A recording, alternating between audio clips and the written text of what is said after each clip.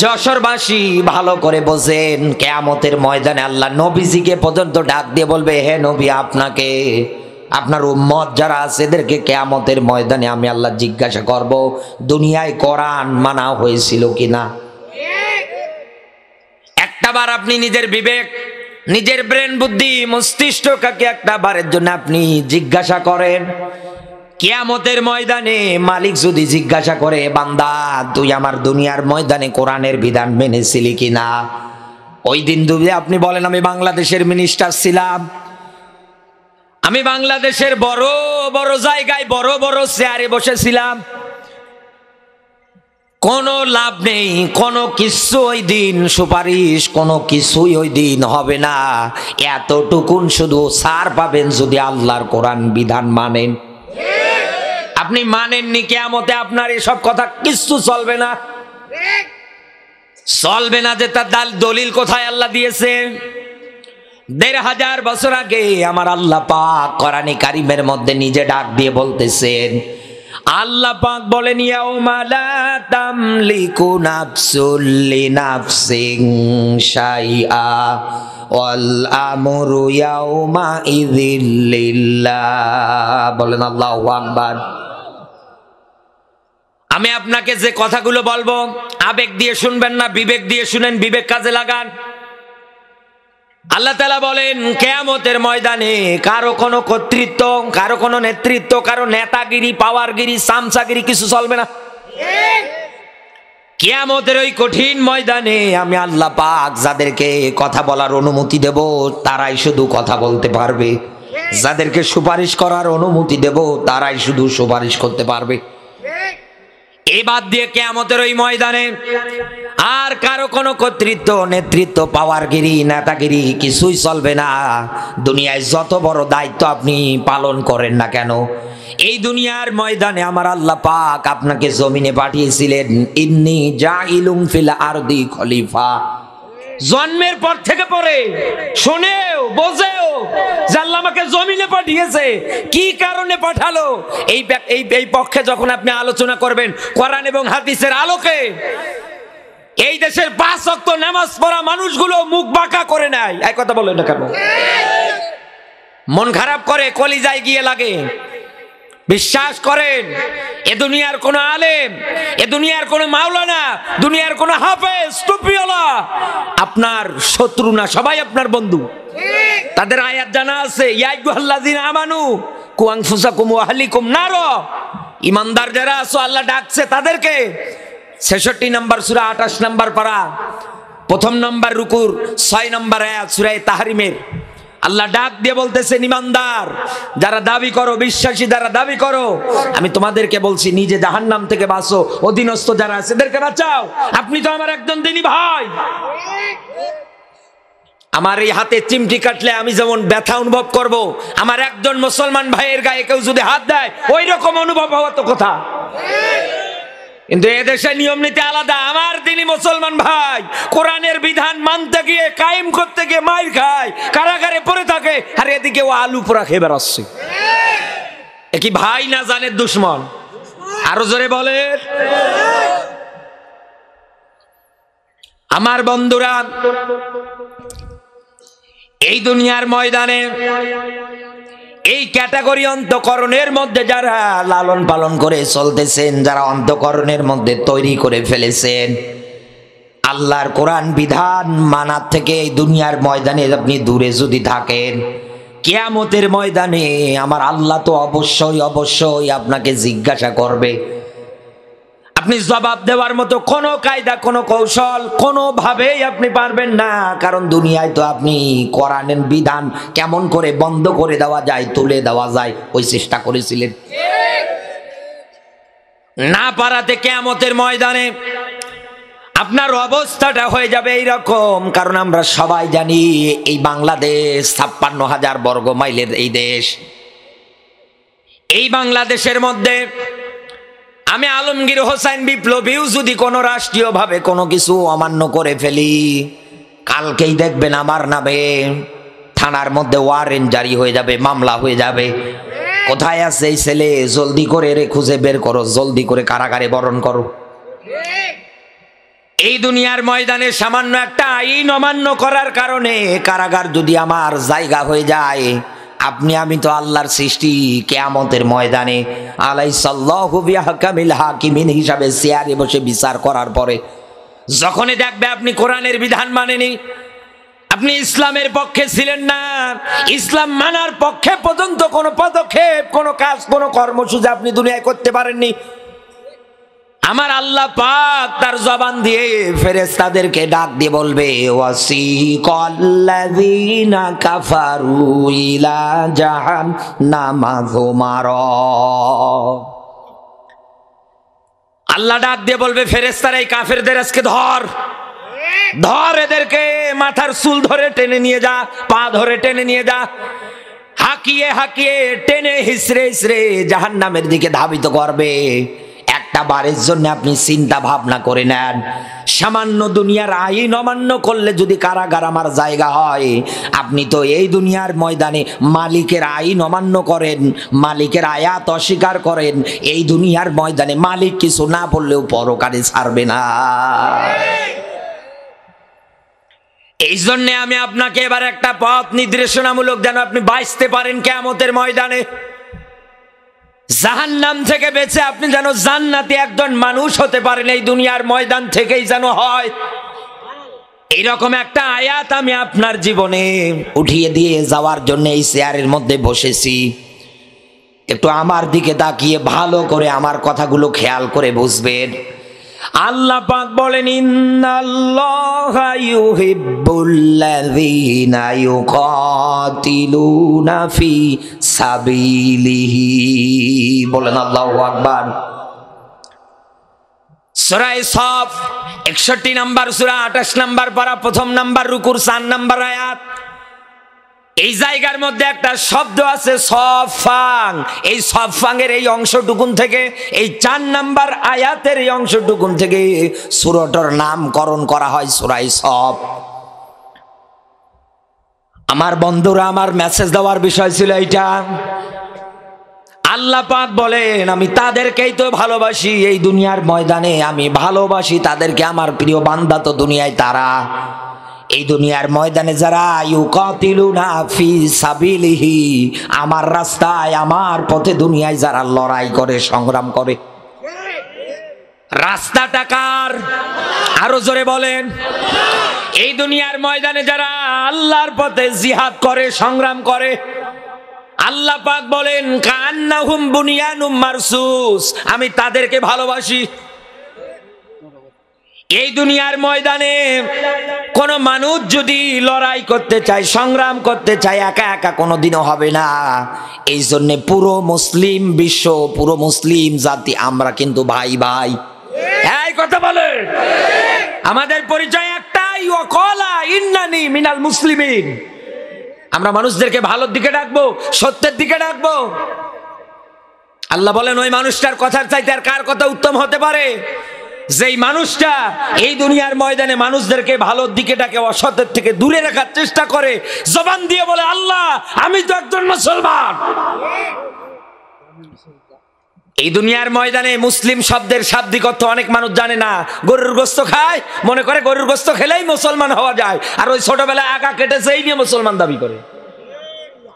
High রে, মুসলমানের অবস্থা এই দেশে আজ মুসলিম।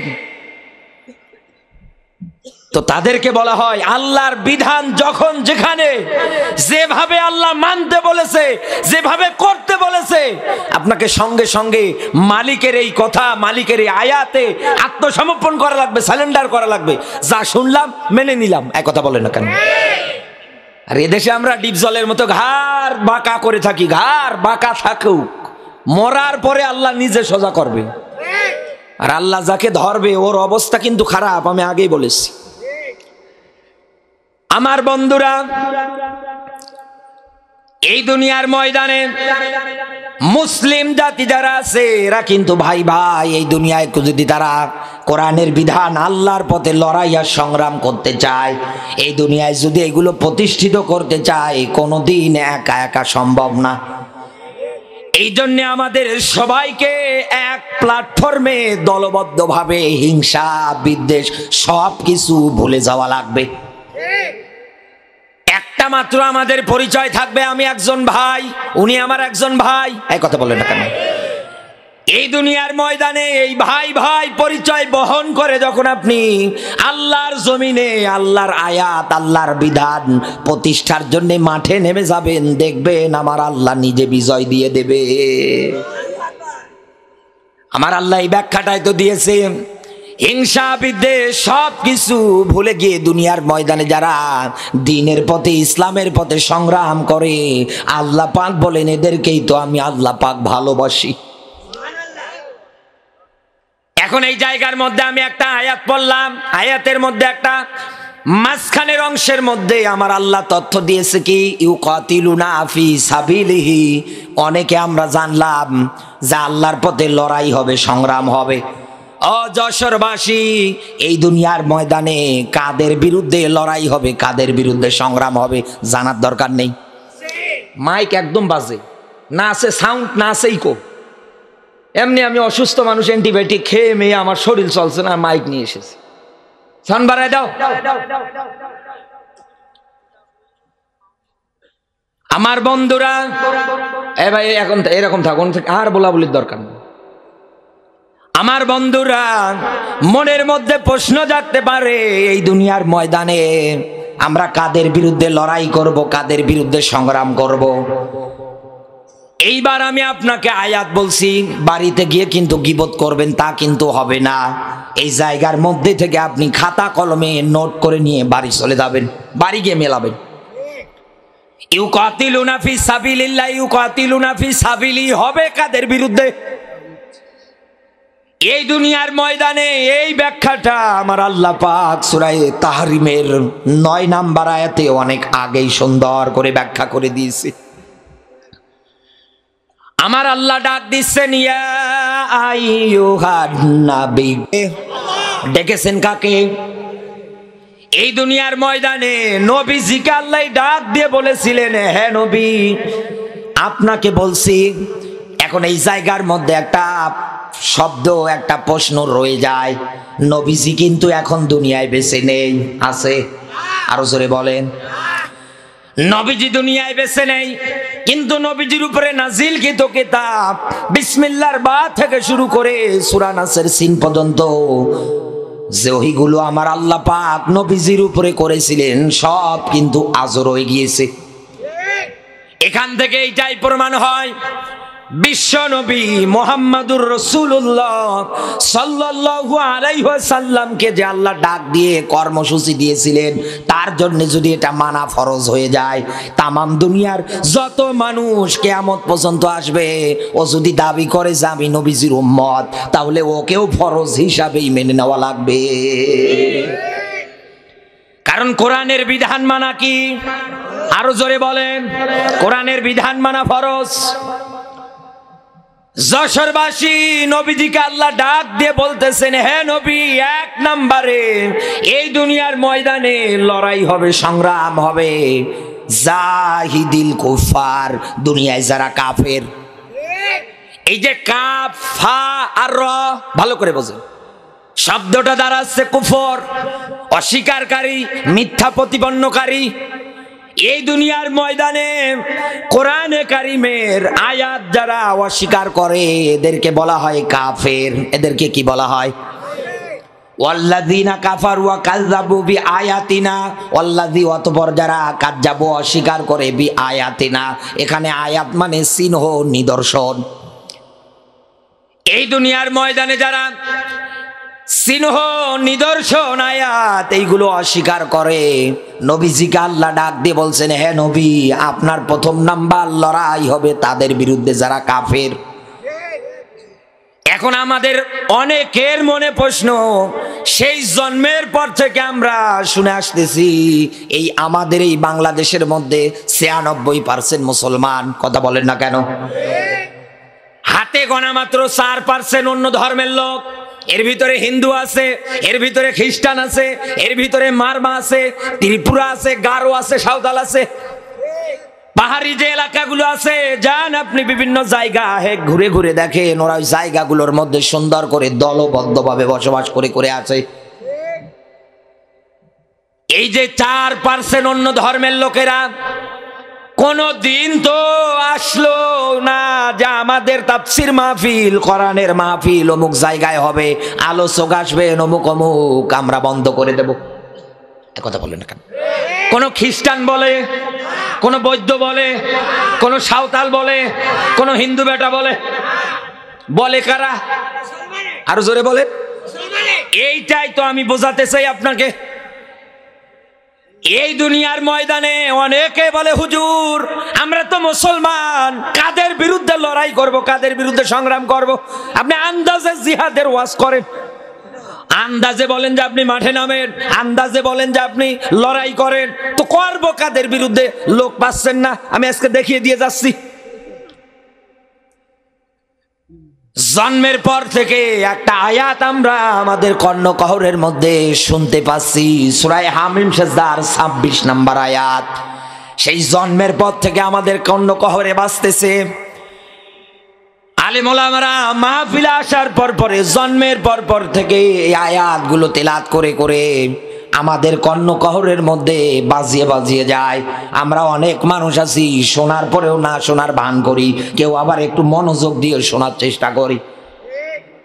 কোরআনে কারীম জানিয়েছে ওয়াকালাল্লাযীনা কাফারু লা তাসমাউ লিহাযাল কুরআনি ওয়ালগাউ ফীহি লাআল্লাকুম তাগলিবুন।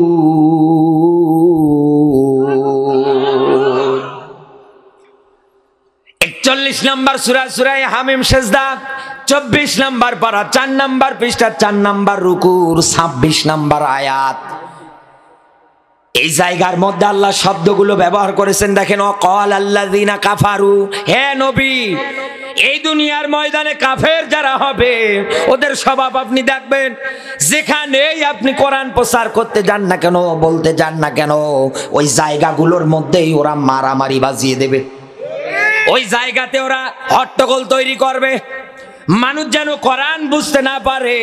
এই জন্যে পাশাপাশি ওরা, ইবনে কাসির নিজে ব্যাখ্যা দিয়েছে এই আয়াতের ক্ষেত্রে, পাশাপাশি ওই জায়গার মধ্যে ওরা ঢোল তবলা পর্যন্ত বাজিয়ে মানুষদেরকে কোরআন শোনা থেকে দূরে নিয়ে যাবে। হে নবী, ওটা এরা করবে কি জন্য জানেন? অল গৌফিহি লাআল্লাকুম তাগলিবুন। ওদের একটাই চাওয়া, আপনি যা বলেন মিথ্যা না। ওরা ভালো করে বোঝে যে এটা সত্য কিতাব, যা বলা হচ্ছে একটাও মিথ্যা না। আমরা যদি মানতে যাই যে চেয়ারে বসে আছি, কালকেই আমাদের জুতো পিটা করে নামিয়ে ফেলবে। কারণ আমরা মদের আইন তৈরি করেছি, আমরা সুদের আইন তৈরি করেছি, আমরা জিনা ব্যভিচার চালু করে দিয়েছি। মুহাম্মদ যেটা বলতে চাচ্ছে, যেটা প্রচার করতে চাচ্ছে, তার এই নিয়ম নীতি অনুযায়ী কালকে সব এইগুলো বন্ধ করে দেওয়া লাগবে। এই জন্য তোমরা এই জমিনের ময়দানে যদি গালেব হতে চাও, টিকে থাকতে চাও, তাহলে আজকে তোমরা বিরোধিতা করে এবং বন্ধ করে দাও। ওদের মনোভাব, ওদের চিন্তা ভাবনা এইটা। নবীজিকে আল্লাহ কি যেন টার্গেট দিয়েছিলেন? জাহিদিল কুফার, কাফা আর র। এই আয়াতের মধ্যে ওয়াকালাল্লাযীনা কাফারু, কাফা আর র নেই। তবে এই আয়াতটার মধ্যে সবচাইতে যার বেশি ভূমিকা, কোরআন প্রচার করলেই বাধা দেওয়ার ক্ষেত্রে নবীজির সময়ে, তার নাম আবু জাহেল। আল্লাহ আবু জাহেল সবার অনুসারী যারা আছে তাদেরকে আয়াতের মধ্যে ইন্ডিকেট করে বুঝিয়েছে। এখন বলেন তো, আবু জাহেল কি দুনিয়ায় বেঁচে আছে? না, জবাব দিন, বেঁচে আছে? এই দুনিয়ার ময়দানে এখন আবু জাহেল কিন্তু বেঁচে নেই। হাজার হাজার বছর আগে আবু জাহেল দুনিয়ার থেকে বিদায় নিয়ে চলে গিয়েছে। তারপরেও এখন মিলিয়ে দেখেন, কোরআন প্রচার করতে যাবেন, ওই এক প্রকার আবু জাহেলের নাতিপুতি যারা আছে ওরা বলে রাজনীতি কোনো আলোচনা করবেন না।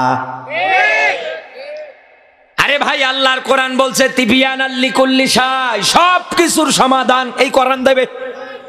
মা ফাররাতনা ফিল কিতাবি মিন শাই, সব ব্যাখ্যা, সব উদাহরণ, সমাজ চলবে কেমন করে, রাজনীতি হবে কেমন করে, অর্থনীতি হবে কেমন করে, সব ব্যাখ্যা কোরআনে দিয়েছে কে? আরো জোরে বলেন। দুনিয়ায় যারা আল্লাহর এই নিয়ম রীতি না মেনে আয়াত অস্বীকার করে, আল্লাহ এদেরকে বুঝিয়েছে এ মুসলমান দাবি করলে এরা কাফের, ওরা আবরণ দিয়ে আছে, আর এদের বিরুদ্ধে অস্ত্র ধরা, জিহাদ করা ফরজ। আর আমরা লোক খুঁজে পাই না।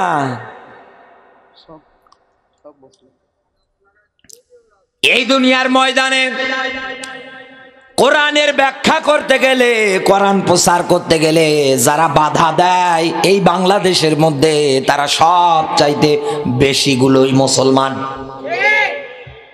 এদের বিরুদ্ধে তো হবে লড়াই, সংগ্রাম। এই আয়াতকে অস্বীকার করতে পারবেন? অস্বীকার করতে পারবেন? আপনি জমিনের কামলা না? কামলা দেবেন কাকে? কিসের জন্য দেবেন? ইউকাতিলুনা ফি সাবিলিল্লাহর জন্য। জমিনে আইন প্রতিষ্ঠিত হবে, এই জন্য তো দুনিয়ায় এসেছেন আপনি।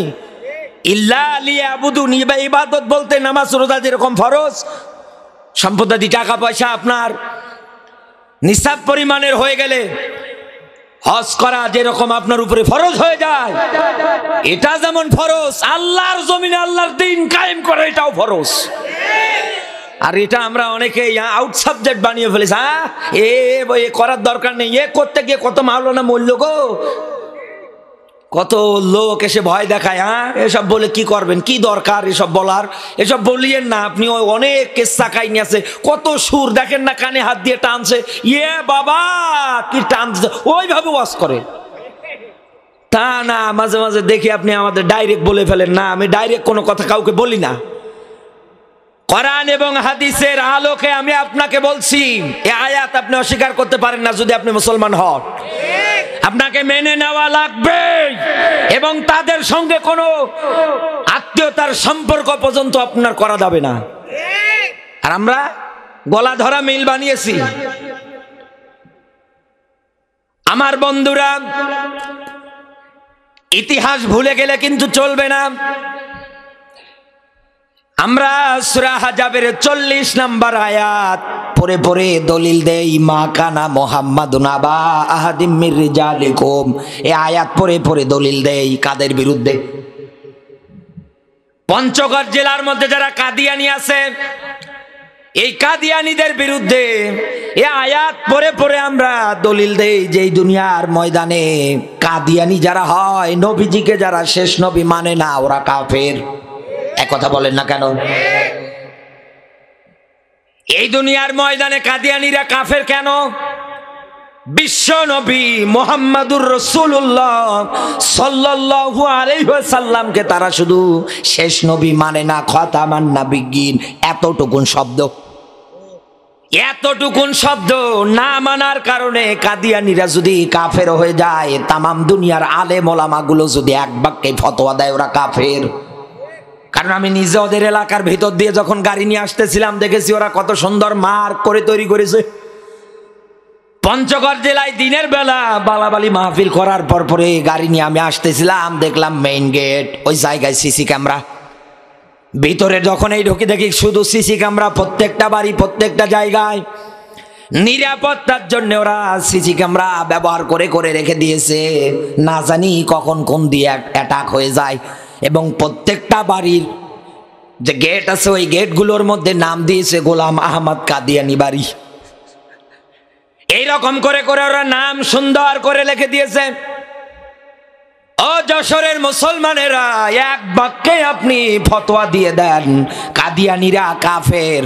ওরা তো সূরা আহজাবের 40 নম্বর আয়াত পুরাটা অস্বীকার করে না, শুধু খাতামান নাবিয়্যিন এতটুকুন শব্দ অস্বীকার করার কারণে ওরা যদি কাফের হয়, আর এই দেশে যারা মাথায় টুপি দিয়ে মুখে দাড়ি নিয়েও আল্লাহর জমিনে দিন কায়েমের আয়াতগুলো যারা অস্বীকার করে যায়, এই দুনিয়ায় এটা তো কাফেরের বড় দাদার দাদা। এই জায়গায় এখন এই যদি আমি একজনকে বলি, চাচা আপনার মেয়ে থাকলে যান কাদিয়ানির সাথে সম্পর্ক করেন, করবে? জুতো খুলে মারবে না? এক কথা বলেন না কেন? এখন এই আপনার রাগ হবে, এখন এই কষ্ট লাগবে। হ্যাঁ, এত বড় কথা বললো, কি দরকার আমাকে এই কথাটা বলার?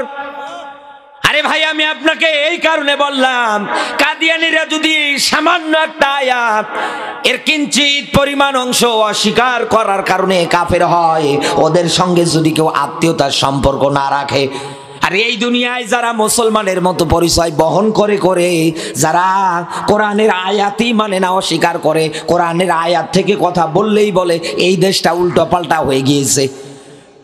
এত কাদিয়ানি চাইতো বড় কাফের, এর সঙ্গে খাচ্ছেন দাচ্ছেন ঘুরে বেড়াচ্ছেন, কি গড়া ধরা মিন, বাটাম ফাটাবে বলার পরে আল্লাহ। আমি জানি বাংলাদেশের বিভিন্ন জেলায় আমি কোরআন হাদিসের কথা বলতে গেলে বিভিন্ন জায়গায় একবার যদি যাই আমার আর দ্বিতীয়বার যেতে দেয় না, বলে যে এই আর আসতে দেয়া যাবে না। কেন? বলে না এ আসলে সমস্যা আছে।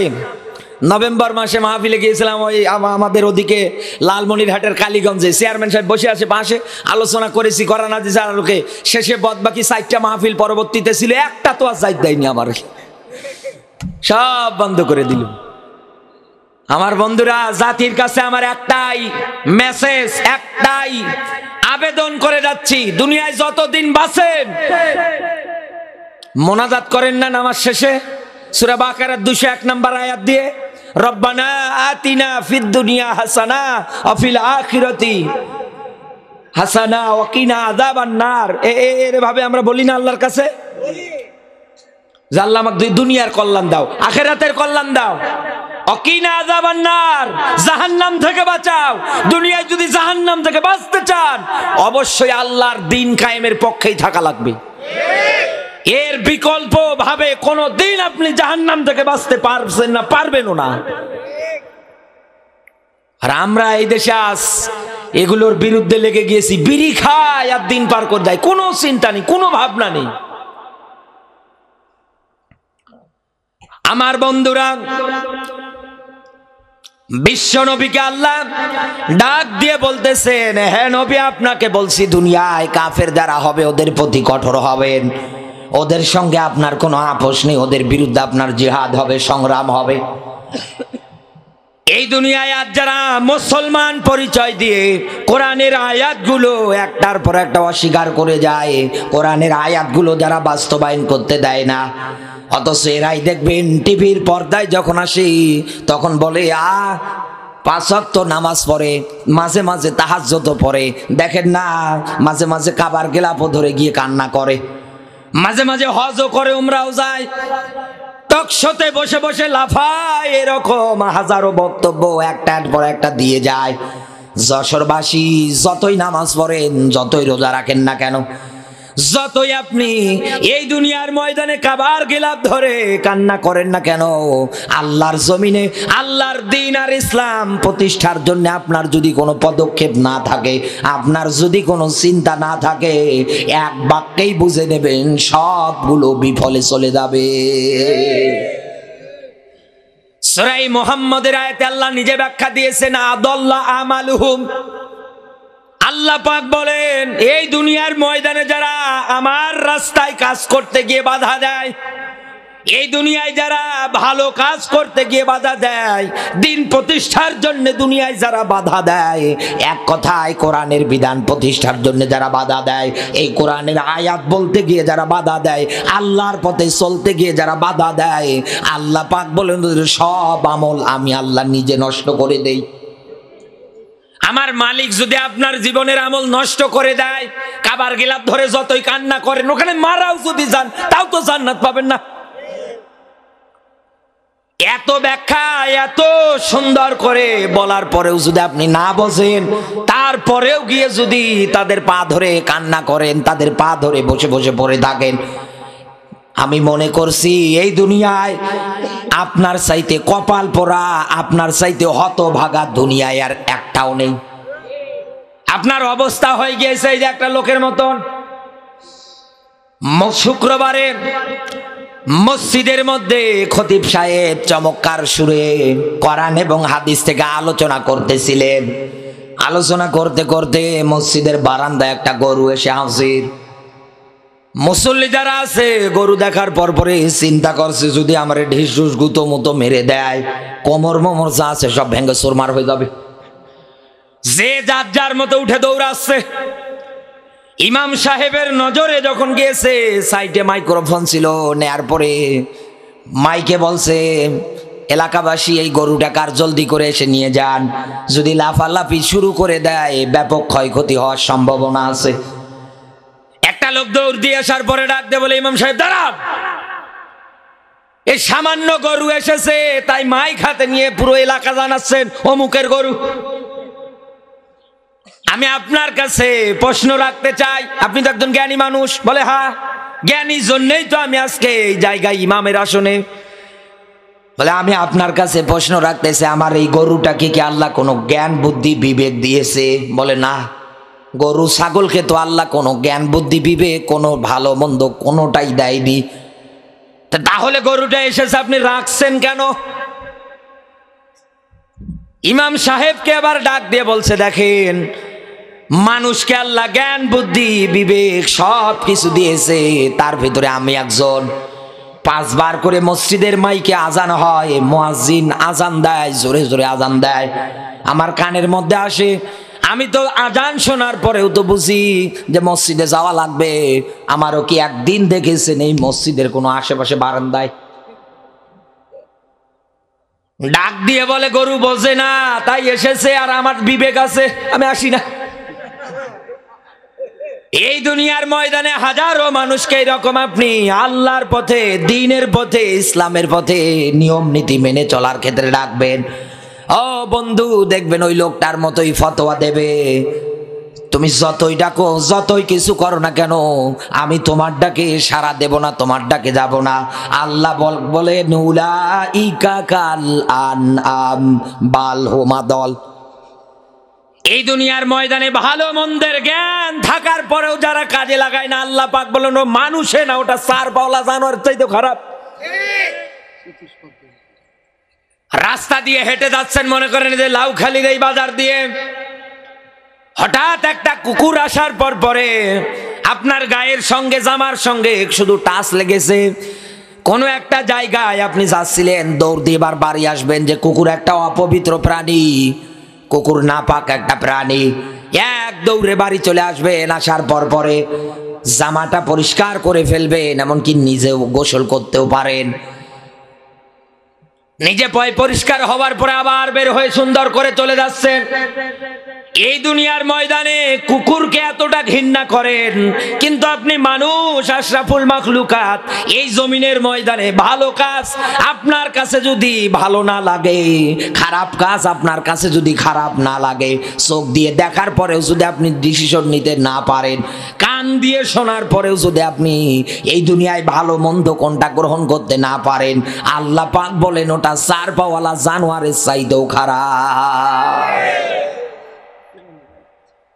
এই দুনিয়ার ময়দানে আজ এইরকম ক্যাটাগরিতে আমরা অনেক মানুষ আছি, সুন্দর করে পড়ে গিয়েছি। একটা বারের জন্যেও চিন্তা করে না আমাকে তো একদিন মরা লাগবে, আমার মালিকের সামনে দাঁড় হওয়া লাগবে। আমি যদি কাফেরের তালিকায় থাকি, আজ হয়তো আমার ক্ষমতা আছে, আজ হয়তো আমার চেয়ার আছে, আজ হয়তো আমার পুলিশ আছে, আজ হয়তো আমার সব জায়গায় গেলে প্রোটেকশন দেওয়ার মতো লোক আছে, কিন্তু এমনও তো দিন আসতে পারে, এমনও তো সময় আসতে পারে সবাই আমাকে একা ফেলে চলে যাবে, আমি তো একা হয়ে যাব, নিঃস্ব হয়ে যাব। ওই দিন আমার কি হবে?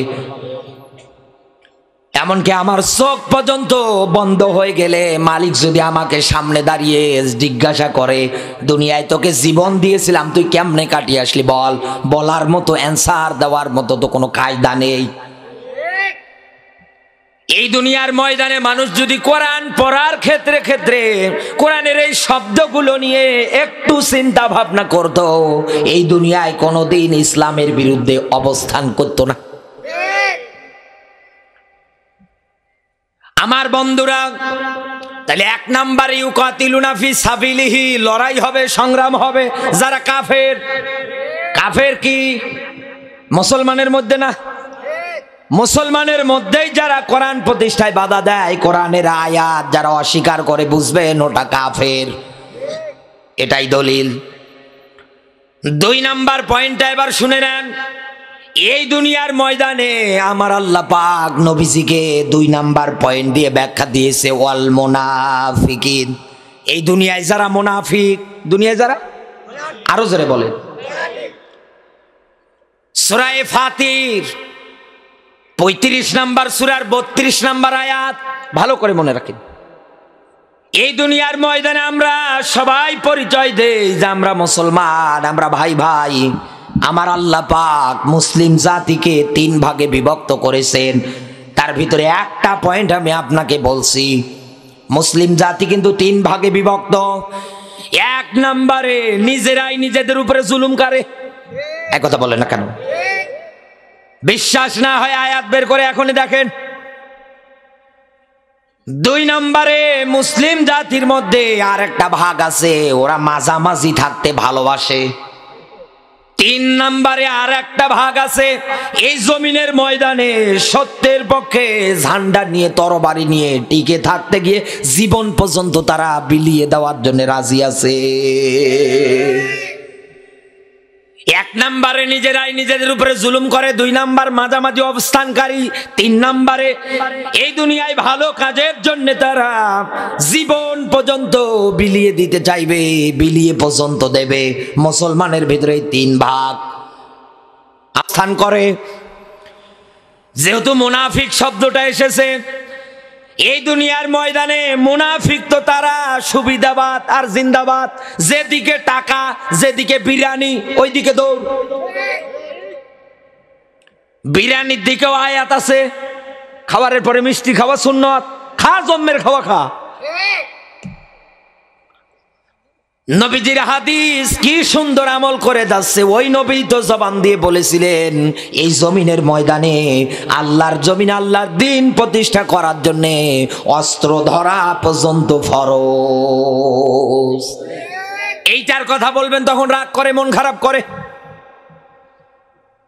আমার বন্ধুরে এবার ভালো করে বোঝেন, আমার আল্লাহ পাক ডাক দিয়ে বলতেছেন, এই দুনিয়ার ময়দানে যারা মাঝামাঝি অবস্থানকারী হবে, দুনিয়ায় যারা মুনাফিক হবে, হে নবী 2 নম্বরে টার্গেট হবে, এদের বিরুদ্ধে আপনি লড়াই করবেন, সংগ্রাম করবেন। কেন করবেন জানেন? ইসলামের 12টা বাঁধানোর জন্য, ইসলাম বিদায় করার জন্য। এই মুনাফিকেরা শুধু মুসলমানের মধ্যেই তৈরি হবে। মুনাফিক যে আমাদের দেশে আছে, মুসলমানের মধ্যেই যে হয়, চিনবেন কেমন করে? আল্লাহ আয়াত দিয়ে ডাক দিচ্ছেন, উদখুলু ফিস সিলমি কাফা। বলেন আল্লাহু আকবার। জন্মের পর থেকে আমরা আয়াতটা শুনে আসতেছি, কিন্তু আল্লাহ আয়াত দিয়ে ডাক দিচ্ছেন, ইসলাম যদি মানতে হয় পরিপূর্ণভাবে মানা লাগবে। এই বর্তমান এখন শীতকালীন সময়ে মোনাজাত করে দিয়ে আমিও বাড়ির দিকে চলে যাব, আপনারাও বাড়ির দিকে চলে যাবেন। বাড়িতে যাওয়ার পরে আস্তে করে বিছানায় ওঠার পরে আপনার স্ত্রী আপনার জন্য কত সুন্দর করে লেপটা বিছিয়ে দিয়ে রেখে দিয়েছে। আপনি আস্তে করে বিছানায় উঠলেন, ওঠার পরে লেপটা সহ টেনে যদি পায়ের কাছে নিয়ে যেয়ে দেন, এরপরে সামান্য একটু টেনে হাঁটু পর্যন্ত যদি ঢেকে রাখেন, হবে? এই হাঁটু পর্যন্ত লেপ দিয়ে যদি মনে করেন যে আর আমার গায়ে কোনো শীত লাগবে না, আমার গায়ে এমনি গরম হবে, কারণ পায়ের দিক গরম হলে এদিকেও গরম হবে, এক কথা বলেন না কেন? এটা কি সম্ভব? আরো জোরে বলেন। এই দুনিয়ার ময়দানে মুনাফিক যারা আছে, ওরাও কিন্তু এই চিন্তাধারাই নিয়ে থাকে যে পায়ের দিকে সব পরে থাক, সুবিধাবাদ আর জিন্দাবাদ, মাইরের পথ যেদিকে আছে আমরা ওদিকে যাব না। তারা সব সময়ের জন্য ইসলামের 12টা বাজানোর ধান্দা নিয়ে সব জায়গায় চলাচল করে। তাদের জবান হয়ে যায় 2টা। কাফেরদের কাছে যখন যায় বলে আমরা তোমাদের সঙ্গে আছি, মুসলমানদের কাছে যখন আসে বলে আমরা তোমাদের সঙ্গে আছি। দেখো না আমাদের দাড়ি কত বড়, দেখো না মাথায় টুপি কত বড়, দেখো না নামাজ পড়তে পড়তে কপালের মধ্যে দাগ পর্যন্ত পড়ে গিয়েছে। আমরা কি মুসলমানদের বিরুদ্ধাচারণ করতে পারি? এই দুনিয়ার ময়দানে কোন মানুষ যদি শান্তি পেতে চায়, কোন মানুষ যদি শান্তিতে বসবাস করতে চায়, শান্তিতে থাকতে চায়, ওই যে মানুষটা যেমন হাঁটু পর্যন্ত লেপ টেনে দেওয়ার পরে যেমন মনস্থ করেছিল পুরো শরীরটাতে তার গরম লাগবে, ভালো লাগবে আর শীত লাগবে না, এটা যেমন তার ভুল ধারণা। সে যদি পরিপূর্ণভাবে পুরো শরীরটা ঢেকে নেয় তাহলে না তার শরীরটাতে গরম লাগবে। ইসলাম যদি মানতে চান তামাম দুনিয়ায় আপনাকে মেনে নেওয়া লাগবে পরিপূর্ণ। দেখবেন পুরো পৃথিবীর ময়দানটা মিনিমাম আল্লাহর জান্নাতের বাগান হয়ে যাবে। আমার বন্ধুরা, এই দুনিয়ার ময়দানে এই মুনাফিক যারা আছে জন্মের পর থেকে আমরা সবাই জানি কি, যখন কথা বলে কথায় কথায় মিথ্যা কথা বলে, ওয়াদা করলে ভঙ্গ করে, আমানতের খেয়ানত করে। এক কথা বলে না কেন? এইরকম হাজার হাজার ব্যাখ্যা বিশ্লেষণ আমরা একাধারে দিয়ে যাই। এই যে আমানতের খেয়ানত, আমানত এটা তারা ধরে রাখতে পারে না। এবার আসেন আমি আপনাকে একটা আমানতের কথা বলি। ইন্নাল্লাহা ইয়া'মুরু বিল আদলি ওয়াল ইহসান, বলেন আল্লাহু আকবার। এই যে আইন, দাল, আল্লাম, আদল, আদল মানে ন্যায়পরায়ণ, আদল মানে সদাচরণ, আদল মানে ভালো ব্যবহার। এই দুনিয়ার ময়দানে কোরআনটা আপনাকে আমাকে মালিক আমানত দিয়েছে, কারণ কোরআন নাজিলের ধারাবাহিকতা অনুযায়ী পাওয়া যায়। আল্লাহ পাহাড়কে পর্যন্ত ডাক দিয়ে বলেছিল, পাহাড় আমি তোমার উপরে কোরআনটা দিতে চাই। পাহাড় ভয়ে কাঁপতে কাঁপতে ভীত হয়ে গিয়েছে, ডাক দিয়ে বলেছিল, মালিকে আমানতের ভার আমি গ্রহণ করতে পারবো না। জমিনকে বলেছিল, জমিন বলছে, আল্লাহ আমার দ্বারা সম্ভব না। শেষ পর্যন্ত মানুষদের উপরে এই কিতাবটা এখন আমানত আছে। এই দুনিয়ার ময়দানে আজ আমরা এই আমানতের খেয়ানতকারী অনেকে হয়ে বসে আছি।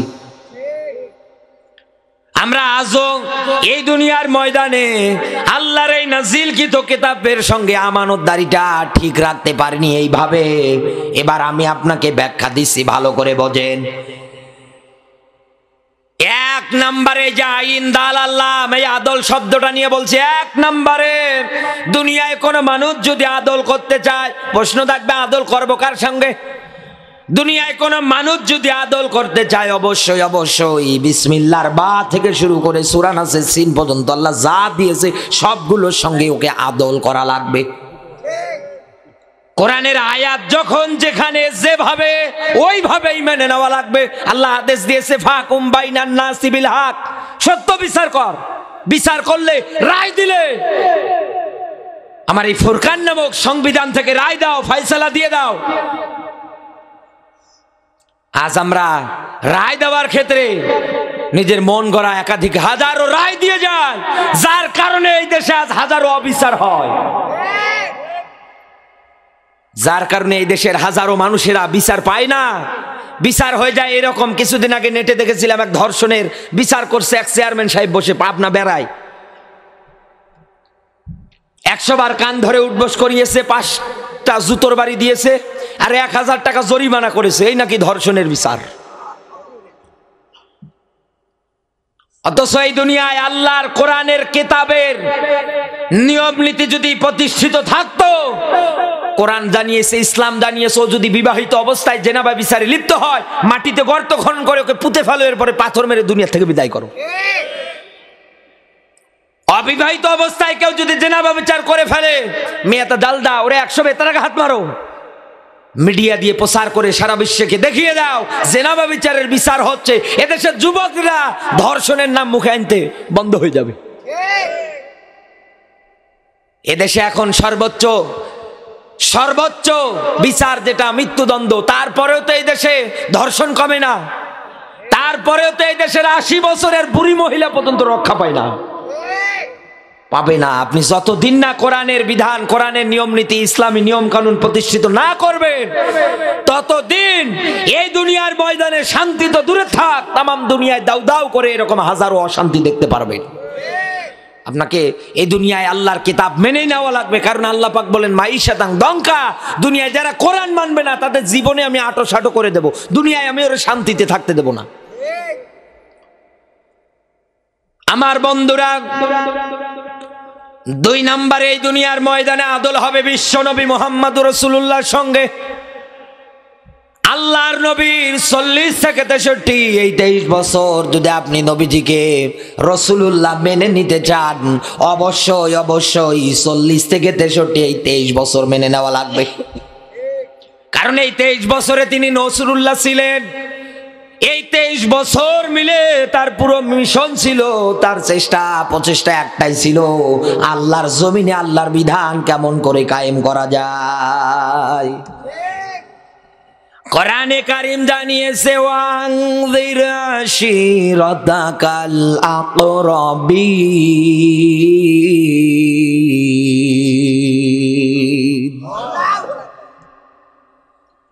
ভালো করে বোঝেন, আর রাহিকুল মাকতুমের বর্ণনা, বিশ্ব নবী মুহাম্মদ রাসূলুল্লাহ সাল্লাল্লাহু আলাইহি ওয়াসাল্লামকে আল্লাহ ওহী দিয়ে ডাক দিয়ে বলছেন, হে নবী, আপনার নিকট আত্মীয় যারা আছে তাদেরকে আপনি সতর্ক করেন, জাহান্নামের শাস্তির ব্যাপারে ভয় ভীতি দেখান। আল্লাহর নবী আমার ওই সময়ের মধ্যে সাফা পাহাড়ের পাদদেশে গিয়ে দাঁড়ালেন। আগেকার জামানার নিয়ম নীতি সিস্টেম এটাই ছিল, কেউ যদি বিপদে পড়তো পাহাড়ের উঁচু জায়গায় গিয়ে দাঁড়াতো, লোকজন দূর থেকে দেখতো যে লোকটা আসলেই বিপদে পড়েছে, তাকে সাহায্য করা দরকার। নবীজি আমার উপত্যকায় যখন দাঁড়িয়ে আছে, লোকজন এক এক ভাবে জড়ো হয়ে যাচ্ছে। নিচের মধ্যে যিনি দাঁড়িয়ে আছেন তার অনেক রক্তীয় সম্পর্কের মানুষ পর্যন্ত দাঁড়িয়ে আছে। তার ভিতরে একজন হচ্ছেন আবু লাহাব। নবীজি যখন এই বলেছে, আমি যদি তোমাদেরকে বলি এই অহুদ পাহাড়ের, এই সাফা পাহাড়ের পাদদেশের একদল লোক অস্ত্র শস্ত্র নিয়ে রেডি হয়ে আছে, যে কোনো টাইমে যে কোনো সময়ে তোমাদের উপরে অ্যাটাক করে দেবে, আক্রমণ করে দেবে, তোমরা কি বিশ্বাস করো? ওই সময়ের মধ্যে যারা কাফের বেঈমান ছিল, মুশরিক ছিল, তারা সবাই বলেছিল, হ্যাঁ আমরা মেনে নিলাম, বিশ্বাস করে নিলাম।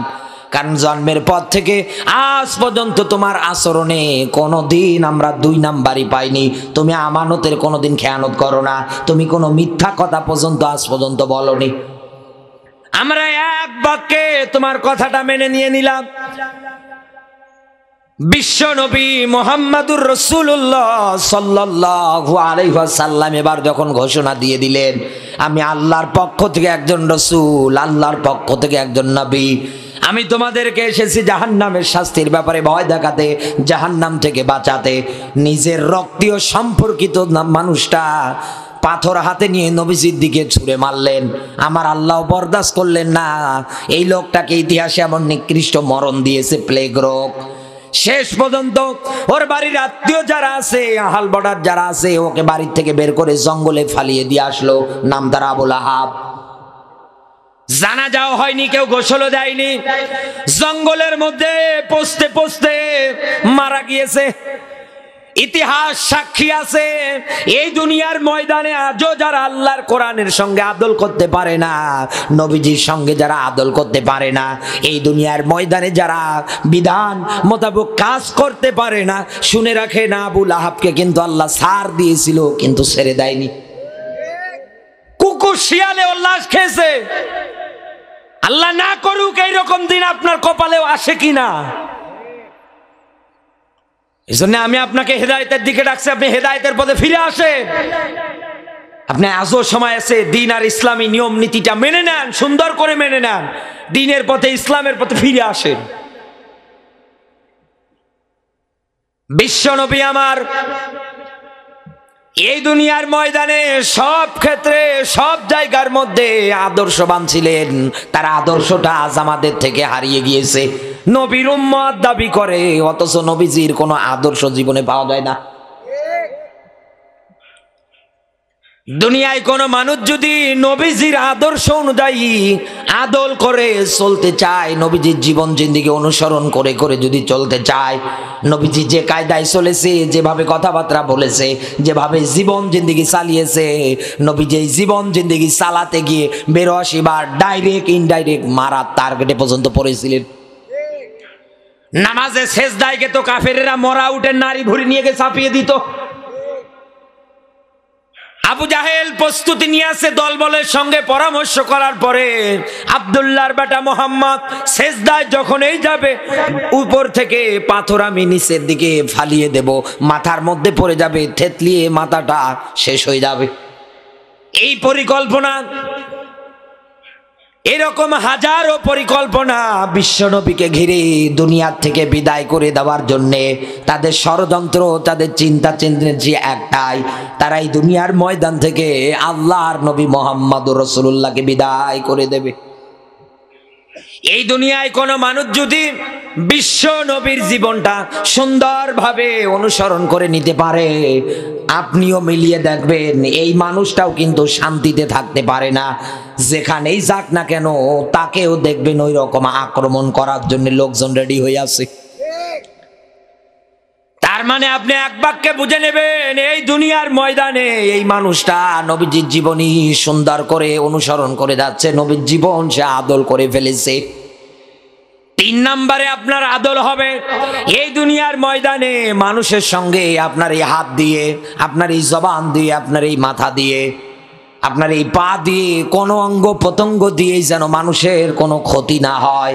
কারণ আল্লাহ পাক বলেন, কুনতুম খায়রা উম্মাতিন উখরিজাত লিন্নাস, আমি তোমাদেরকে বের করেছি মানুষের মধ্য থেকে শ্রেষ্ঠ করে। এই দুনিয়ার ময়দানে শ্রেষ্ঠ করে এই জন্য বের করেছি, এই দুনিয়ায় মানুষকে সৎ কাজে আদেশ দাও আর অসৎ কাজে বাধা দাও। ও যশোরের মুসলমানেরা, এই দেশে নিজেও সৎ কাজে আদেশ দেয় না, অসৎ কাজে নিজেও বাধা দেয় না। একথা বলেন না কেন? অন্য আরেকজন সৎ পথে মানুষদেরকে ডাকে, অসৎ পথে বাধা দেয়, তার নামে দেখবেন এই হাত দিয়ে সুন্দর করে মিথ্যা মামলা লিখে থানায় ডায়েরিতে জমা দিয়ে আসে। এটাই হচ্ছে দুনিয়া, এটাই হচ্ছে নিয়ম নীতি। এই দুনিয়ার ময়দানে এরকম মুনাফিক যারা হয়ে আছে, এরকম মুনাফিকের তালিকা পরে আমার আল্লাহ একটা আয়াত দিয়ে ব্যাখ্যা করেছে সতর্ক হওয়ার জন্যে। কোরআনের সব ব্যাখ্যা, সব কিছু আমার আল্লাহ পাক জাতির জন্য সুন্দর করে উন্মুক্ত করে দিয়েছে, প্রশ্ন আকারে সব ফাঁস করে দিয়েছে। মানুষ যেন বুঝতে পারে, অন্তঃকরণের মধ্যে ভয় ভীতি তৈরি করে তিনি যেন তার জীবনটা সুন্দর করে চালাতে পারে, হেদায়েতের পথে যেন ফিরে আসতে পারে। এই জন্য আল্লাহ আয়াতগুলো দিয়েছে, কিন্তু আমরা মানতে পারি না। আল্লাহ পাক বলেন, ইন্নাল মুনাফিকিনা ফিদ-দারকিল আসফালি মিনান নার। সূরা নিসার 143 নম্বর আয়াত।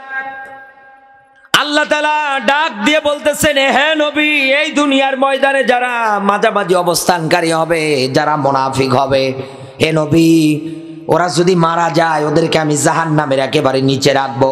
সাহাবীরা নবীজির কাছে প্রশ্ন করে ডাক দিয়ে বলে, হে নবী, জাহান্নামের নিচ বলতে কি বোঝায়? আল্লাহর নবী আমার ডাক দিয়ে বললেন, সাহাবীরা, জাহান্নামের উপরিভাগ থেকে একটা পাথর যদি নিম্ন দেশের জন্য ফালিয়ে দেওয়া হয়, এই পাথরটাই জাহান্নামের নিম্ন দেশে যেতে প্রায় 70 বছর কাল সময় লাগবে। আর ওই জায়গায় জায়গা হবে দুনিয়ায় যারা মুনাফিক ওদের। এইবার আমি আপনাকে মুনাফিকদের আর একটা অভ্যাস বলছি, আর একটা নিয়ম বলছি। মুনাফিক দুনিয়ায় চেনেন না? রাইতাল মুনাফিকিনা, এই আয়াতের ব্যাখ্যা দেখবেন সূরা নিসার 61 নম্বর আয়াত। এই দুনিয়ার ময়দানে, কোরআনের ময়দানে, কোরআনের অনুষ্ঠানে সুন্দর করে লোকজন দেখবেন এসে বসে যায়, আর এই অবস্থায় যারা উঠে উঠে উঠে উঠে যারা বাড়ি চলে যায়, আল্লাহ পাকের আয়াত বলে এটা দেখতে মুসলমানের দাবি করলেও কোরআন বলে ওটা মুনাফিক। সে যদি আমার নিজের বাবাও হোক, মন খারাপ করুক, কোনো অসুবিধা নেই আমার, কারণ আল্লাহর স্পষ্ট আয়াত। এক কথা বলেন না কেন? এই দুনিয়ার ময়দানে এই মুনাফিকদের ব্যাপারে এরকম হাজারো তত্ত্ব, হাজারো ব্যাখ্যা আমার আল্লাহ দিয়েছে, আপনি চেনেন না। হেদায়েত তো সবাই দুনিয়ায় পায় না। নবীজি তো হেদায়েত দেওয়ার জন্য কত চেষ্টা করেছিলেন, হেদায়েত কি নবীজির হাতে ছিল? চাচা মারা যাওয়ার পরেও দাঁড়াচ্ছে, দোয়া করছে। এক কথা বলে না কেন? কত চেষ্টা করতেছেন, আল্লাহ আয়াত দিয়েছে, ইন্নাল্লাযীনা কাফারু সাওয়াউন আলাইহিম আনযারতাহুম আম লাম তুনযিরহুম লা ইউমিনুন। সূরা বাকারা 6 নম্বর আয়াত, খুবই পরিচিত। হে নবী, দুনিয়ায় যারা কাফের হবে, যতই ওদেরকে দ্বীনের পথে ডাকেন না কেন, যতই আপনি ইসলাম মানার ব্যাপারে ইমানের পথে ডাকেন না কেন, হে নবী, কোনো কাজে আসবে না, কোনো উপকারেও আসবে না। লা ইউমিনুন, হে নবী, ওরা কোনোদিন ইমান আনবে না। জান্নাতে যদি যেতে চান, জান্নাতও যদি পেতে চান, লাগবে কি? ইমানের দরকার নেই? আরো জোরে বলেন। অবশ্যই অবশ্যই আপনার আমার ইমানের দরকার আছে, কিন্তু দুনিয়ায় যদি ইমানই না থাকে জান্নাত আপনি পাবেন কেমন করে? দুনিয়ায় তো আপনি ইমানদারি হতে পারেননি, দুনিয়ায় আপনি হয়ে বসে আছেন কাফেরের তালিকায়, দুনিয়ায় হয়ে বসে আছেন আপনি মুনাফিক। আল্লাহ আপনার ব্যাপারে এত তথ্য, এত কথাবার্তা বললেন, এরপরেও যদি আপনার অন্তঃকরণে ভয় ভীতি না আসে, যতই আপনি দোয়া করেন না কেন, আল্লাহ তুমি আমাকে জাহান্নাম থেকে বাঁচাও, কোনো লাভ আসবে না, কোনো কিছু হবে না। আল্লাহ পাক বলেন, হে বান্দা, জাহান্নাম থেকে যদি বাঁচতে চাও, এবার আমি তোমাকে আরেকটা আয়াতের ব্যাখ্যা বলছি। আল্লাহ পাক বলেন, ইয়া আইয়ুহাল্লাযীনা আমানু আল আদুল্লুকুম আলা তিজারাতিন তুনজিকুম মিন আযাবিন আলীম।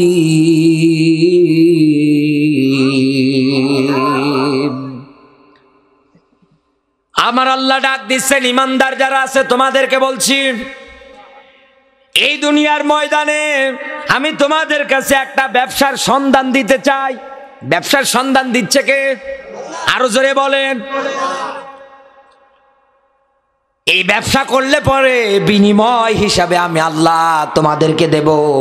যেহেতু দুনিয়ার মানুষ লাভ ছাড়া কোনো জিনিস করতে চায় না, কোনো জায়গায় যেতেও চায় না লাভ ছাড়া, বিনা কারণে কোনো কিছু করতে চায় না, এই জন্যে আমার আল্লাহ লাভও দেখাচ্ছেন। তুনজিকুম মিন আযাবিন আলীম, আমি জাহান্নাম থেকে তোকে বাঁচাবো। এই দুনিয়ার ময়দানে এই ব্যবসার নাম হচ্ছে আল্লাহর জমিনে আল্লাহর পথে লড়াই আর সংগ্রাম, তার মানে দিন কায়েমের আন্দোলন।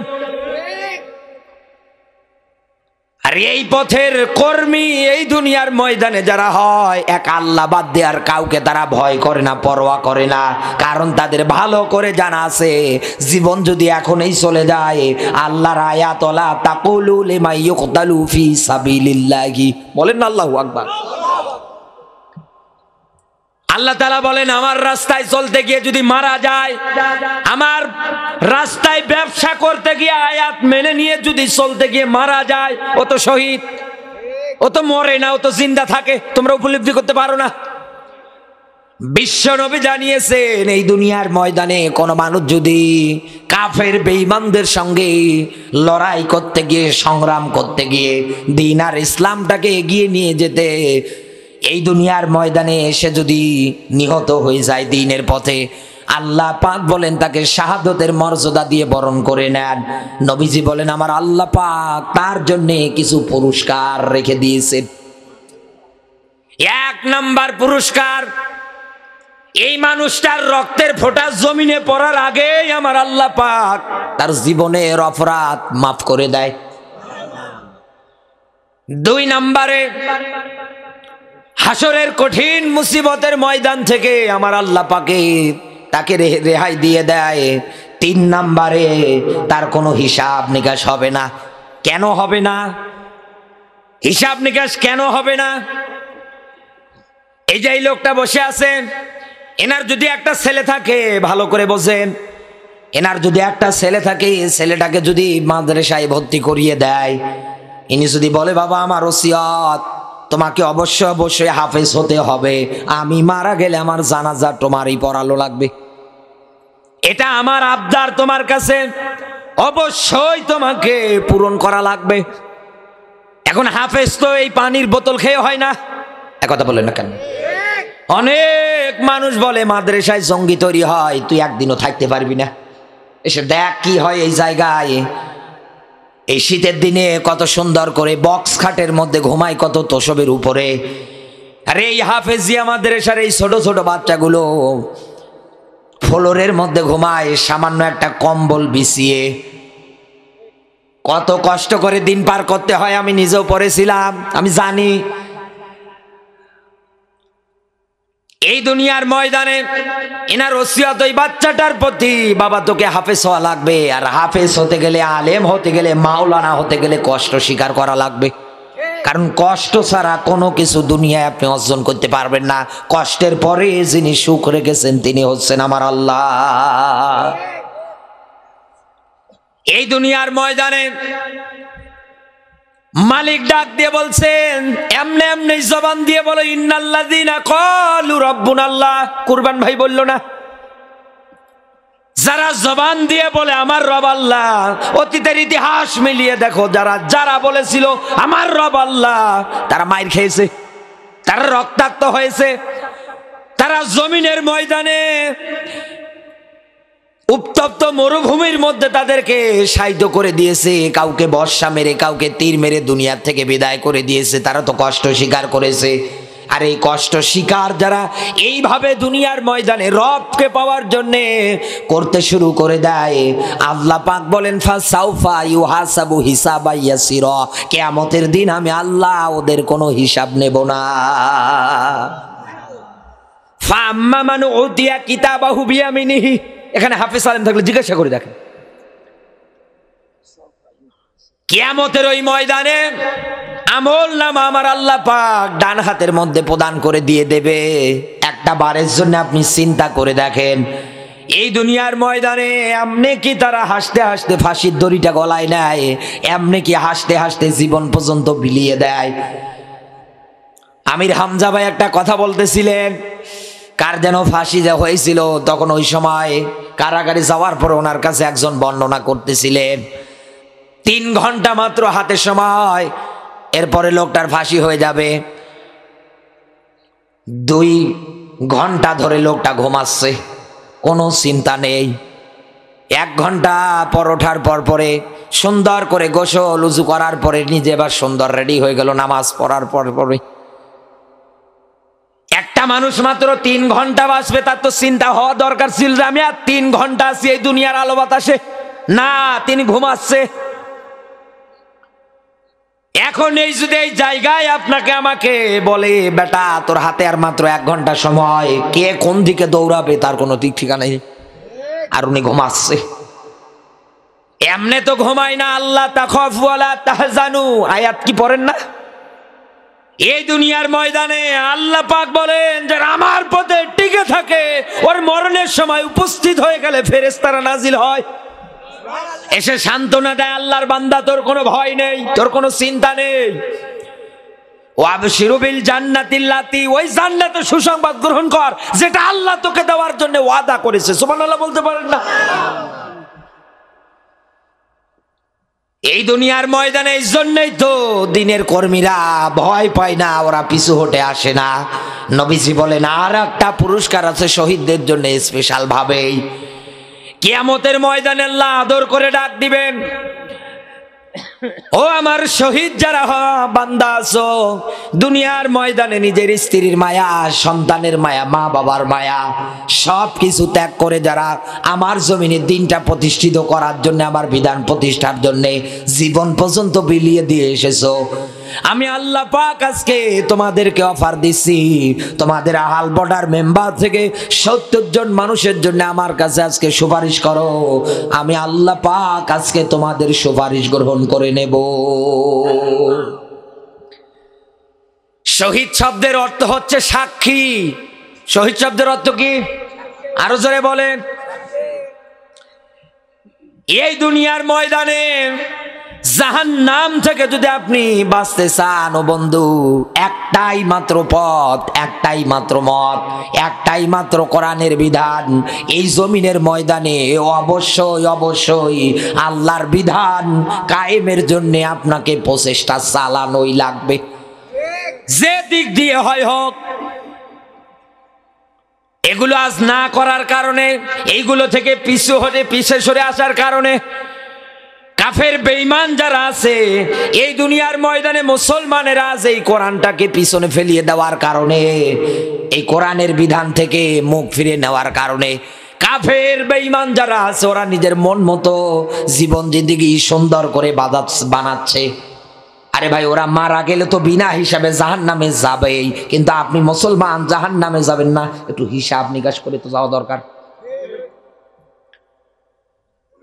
এই দুনিয়ার ময়দানে যারা এই আয়াতগুলো মানে না, এই আয়াতগুলোকে যারা পিছনে ফেলে রেখে দেয়, উল্টো যারা এই আয়াতের পর্যন্ত বিরুদ্ধাচরণ করেন, আসেন আমি আপনাকে কোরআনে কারিমের সূরা ফুরকানের 30 নম্বর আয়াত খুলে দেখাই।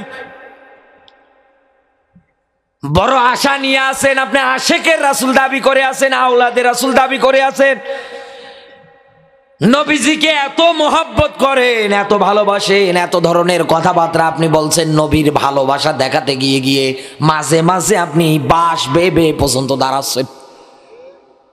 আপনি এত কিছু করে ফেলছেন, কিন্তু আল্লাহর জমিনে আল্লাহর আইন প্রতিষ্ঠা করার ক্ষেত্রে বিচার ব্যবস্থা থেকে শুরু করে নিয়ম নীতি থেকে শুরু করে সব জায়গার মধ্যে কোরআনের বিধান প্রতিষ্ঠার ক্ষেত্রে আজও কোনো আপনার ভূমিকা নেই, কোনো পদক্ষেপ নেই। কোরআনের শব্দের অর্থ হচ্ছে মাহাজুর। আপনি কোরআনটাকে পিছনে ফেলিয়েছেন, তুচ্ছ তাচ্ছিল্য মনে করেছেন, পরিত্যাজ্য মনে করেছেন, অযথা মনে করেছেন। আল্লাহ কি এটা অযথা দিয়েছে? কোরআন কি অযথা দিয়েছে?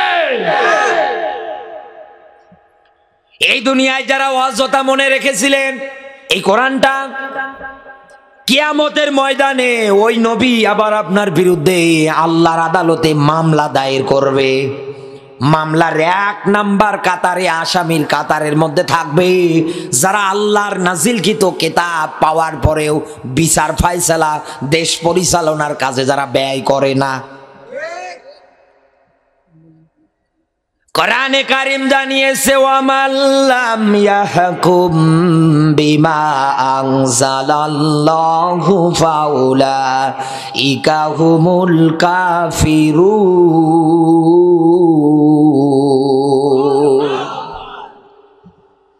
সূরা মাইদা 5 নম্বর সূরা 6 নম্বর পারা 44 নম্বর আয়াত।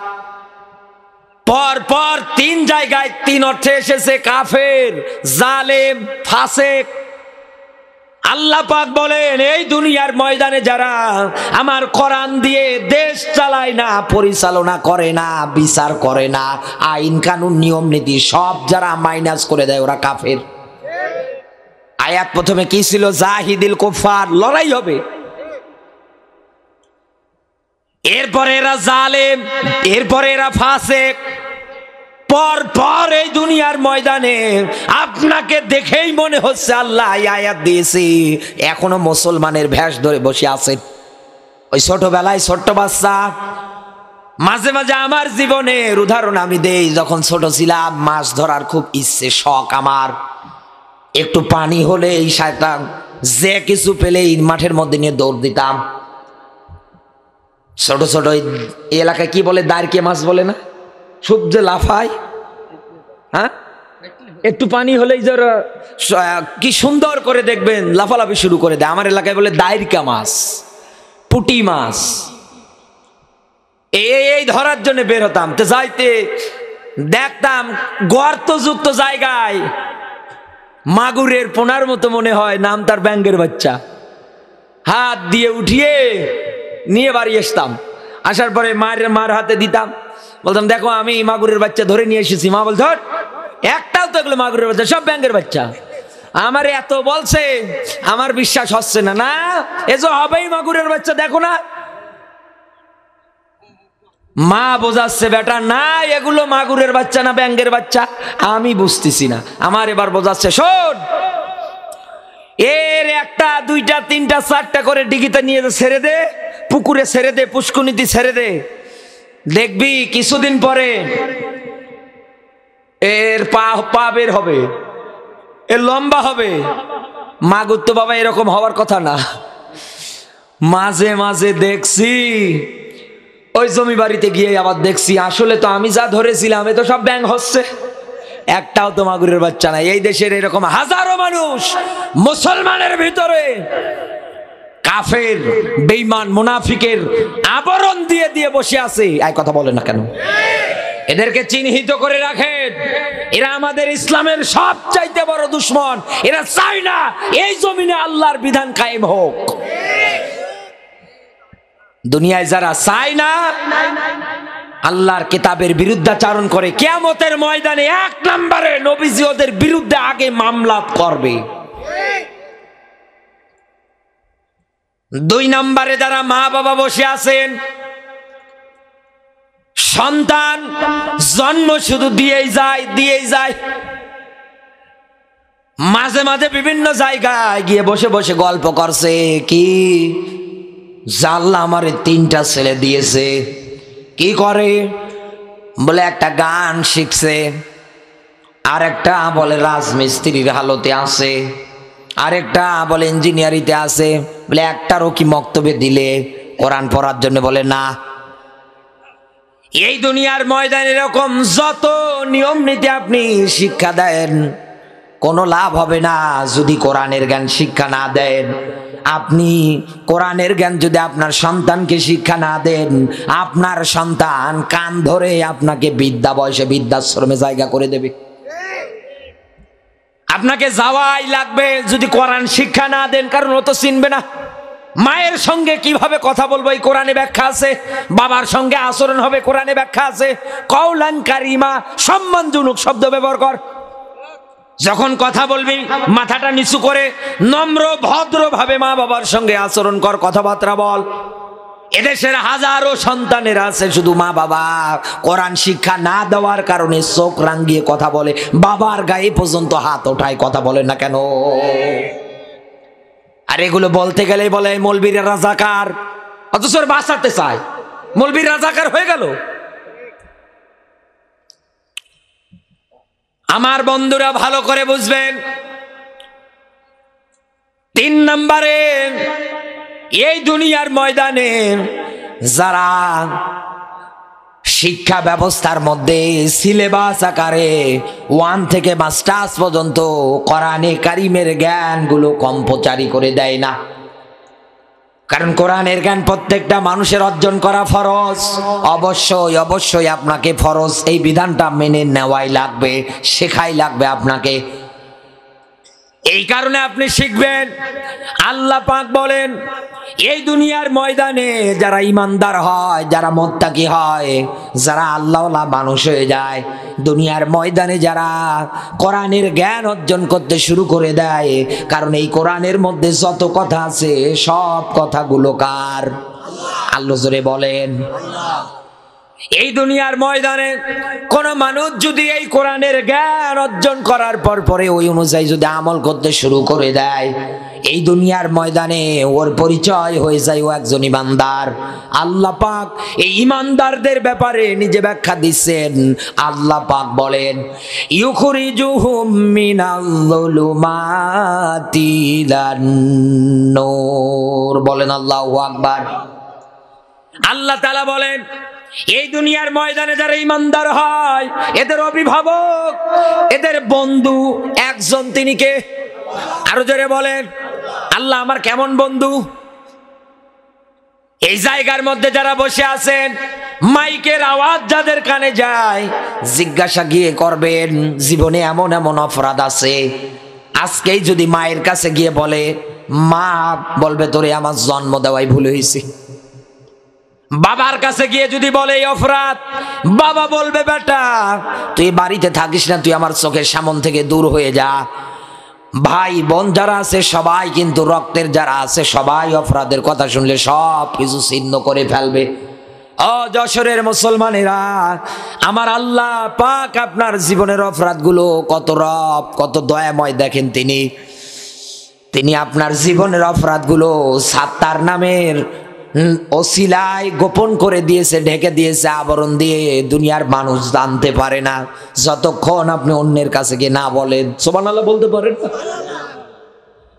ওই মালিকের কাছে আপনি যদি কেঁদে কেঁদে বলতে পারেন, আল্লাহ আমি অপরাধ করেছিলাম, না বুঝে অপরাধটা স্বীকার করলাম, আল্লাহ গো আমি না বুঝে অপরাধ করেছিলাম, অপরাধটার জন্য অনুতপ্ত হচ্ছি, মাথাটা নত করে দিচ্ছি। ও আল্লাহ আমি তোমার কাছে আজকে প্রতিজ্ঞা করতেছি, জীবনও আর কোনোদিন অপরাধে জড়িত হব না, কোনোদিন আমি অপরাধ করব না। এই নিয়ম, এই চিন্তা, এই টেন্ডেন্সি অনুযায়ী দুনিয়ার ময়দানে আপনার জীবনটা গঠন করে নেন, দেখবেন আমার আল্লাহ পাক আপনার জীবনের তাওবা কবুল করে নিয়েছে। আমার বন্ধুরা, এই দুনিয়ার ময়দানে যারা শিক্ষা ব্যবস্থার ক্ষেত্রে কোরআন জ্ঞানগুলো সব জায়গার মধ্যে চালু করে দেয় না, তাদের ব্যাপারে কিন্তু ভয়ঙ্কর তথ্য এরকম একটার পর একটা আছে। এরপর পরে এই দুনিয়ার ময়দানে যারা আল্লাহর পথে লড়াই আর সংগ্রাম করে না, এদের অভিভাবক, এদের বন্ধু কিন্তু এই দুনিয়ায় আমার আল্লাহ না, এদের অভিভাবক, এদের বন্ধু। পরের আয়াতে আল্লাহ ব্যাখ্যা দিয়েছে, ওয়াল্লাযীনা কাফারু আউলিয়াউহুমুত তাগুত, ওদের অভিভাবক, ওদের বন্ধু হচ্ছে শয়তান। আল্লাহ পাক বলেন এই দুনিয়ার ময়দানে শয়তান যদি কারো বন্ধু হয়ে যায়, আমার আল্লাহ ব্যাখ্যা দিচ্ছে নিউখরিজুনাহুম মিনান নূরি ইলা যুলুমাত, এই শয়তান যদি কারো বন্ধু হয়ে যায়, আল্লাহ পাক বলেন এই শয়তান তাকে হেদায়েতের পথ থেকে বিচ্ছিন্ন করে জুলুমাতের পথের দিকে ধাবিত করবে। এই দুনিয়ার ময়দানে আল্লাহ পাক বলেন যারা এই ক্যাটাগরিগুলো মেনে নেবে, উলাইকা আসহাবুন নার, ওর থাকার জায়গা হবে জাহান্নাম, হুম ফিহা খালিদুন, ওই জায়গায় চিরকাল থাকবে। একটা বারের জন্য আপনি চিন্তা ভাবনা করে দেখেন তো, কোরআনের আয়াত যেখানে যত জায়গায় আপনি এইভাবে অস্বীকার করে যাচ্ছেন, তত তো আপনার জীবনের লস। আপনি কেন বলছেন না? কেন কোরআনের পথে, ইসলামের পথে আপনি থাকতে চান না? কেন আপনি দিন কায়েমের পথে থাকতে চান না? কেন মন মানসিকতা উল্টা পাল্টা করে ফেলেন? আল্লাহ যেন সব কিছু থেকে আমাদেরকে হেফাজত করে, দ্বীনের জন্য, ইসলামের জন্য কবুল করে। জোরে বলুন আমিন। নবীজির প্রতি দরুদ মানবতার মুক্তির মডেল, মানবতার মহান আদর্শ, মানবতার শিক্ষক, নবী কুর শিরোমণি মুহাম্মাদুর রাসূলুল্লাহ সাল্লাল্লাহু আলাইহি ওয়াসাল্লাম। জবান সেরে কোরআনের সোনালী আয়াত আমার সঙ্গে পড়ে না, আউযু বিল্লাহি মিনাশ শাইতানির রাজিম, বিসমিল্লাহির রহমানির রহিম।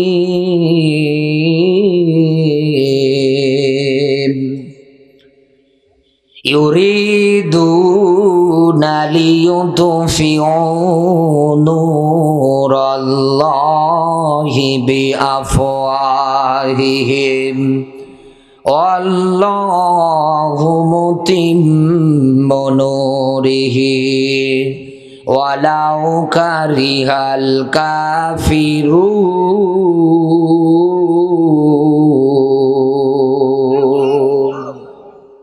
আমি আপনাদের এলাকার নিয়ম নীতি বুঝলাম না, আমি বসার পরে লোকজন একটা একটা করে চলে গেল। এলাকার লোকজন কি ওই কেচ্চা খাইনি শোনে? সেটা আমার আগে বলতেন, আমি কেচ্চা খাইনি ধরতাম। দেখি আমরা আজকের আয়াতের মধ্যে কি আছে, কি তথ্য আছে। আমি যশোর, চৌগাছা এদিকে অনেক প্রোগ্রাম করেছি, কোনোদিন আমি এরকম পড়িনি, আজকে পড়লাম। এলাকার লোকজন এইরকম মনে হয় কেচ্চা কাহিনী শুনতে রাজি বেশি।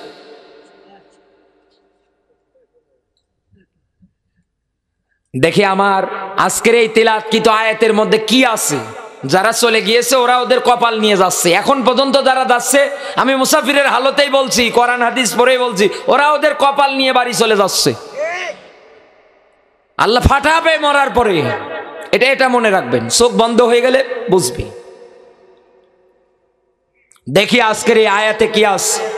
শর্ট সময়ে, আমি অসুস্থ মানুষ, দেখি আজকের এই আয়াত আমাদের কি দিক নির্দেশনা দেয়, কি মেসেজ দেয়। আমরা এতদিন কিভাবে শুনেছিলাম, আর আয়াতের ব্যাখ্যা বিশ্লেষণ কিভাবে আছে। থাকবেন তো? থাকবেন। ইমানদার যারা আছে তাদের ইমান যা আছে আরো বেড়ে যাবে। আল্লাহ পাক বলেন ইউরিদুনা লিইউতফিউ নূরাল্লাহি বিআফওয়াহিহিম, এই দুনিয়ার ময়দানে কাফের বেঈমান যারা আছে তারা তো চাইবে মুখের ফু দিয়ে আল্লাহর নূর, ইসলামের নূরটা বিদায় করে দিতে। এই কারণেই তারা বিদায় করে দিতে চাইবে, কারণ ওরা ভালো করে জানে এই দুনিয়ার ময়দানে আল্লাহর কিতাব, আল্লাহর নিয়ম নীতি প্রতিষ্ঠিত হতে ওরা দেবে না। কারণ ওরা বড় বড় জায়গায় সুদের হাজারো এনজিও তৈরি করে ফেলেছে। কথা বলেন না কেন? ওরা বড় বড় জায়গায় হাজারো খারাপ একটার পর একটা নিয়ম নীতি তৈরি করে ফেলেছে। এই জন্যই তো ওরা বিরুদ্ধাচরণ করবে, বিদায় করে দিতে চাইবে। এখন আমি আপনার কাছে প্রশ্ন রাখতে চাই, এই দুনিয়ার ময়দানে আমি কোরআন পড়ে বলছি, কোরআনের আয়াত বলছি, এখানে যারা হাফেজ আলেম আছে জিজ্ঞাসা করে দেখেন, তাম দুনিয়াতে আপনার আমার দৃষ্টিতে যত মানুষ আছে আল্লাহ মানুষদের ব্যাপারে নিজে ব্যাখ্যা দিয়েছেন, খলিকাল ইনসানা যায়ফা, আমি মানুষ বানিয়েছি একেবারে দুর্বল করে। এই যে কাফের, এই বেঈমান, মুনাফিক, মুরতাদ, ইসলামের ঘোর বিরোধী যারা, কোন গরু ছাগল, সব কি মানুষ। আল্লাহ পাক বলেন এই মানুষদেরকে আমি একেবারে দুর্বল করে বানিয়েছি। এরপর পরে মানুষের ইসলামের আরেকটা বড় শত্রু, তার নাম হচ্ছে শয়তান। তার নাম আরো জোরে বলেন। শয়তানের চক্রান্তের ক্ষেত্রে আমার আল্লাহ নিজে ব্যাখ্যা দিয়ে ওইভাবেই বলেছেন একেবারে দুর্বল।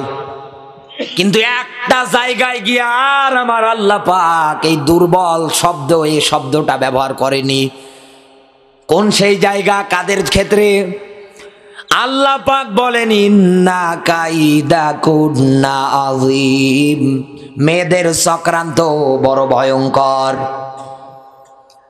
সম্মানিত মায়েরা যারা আছেন,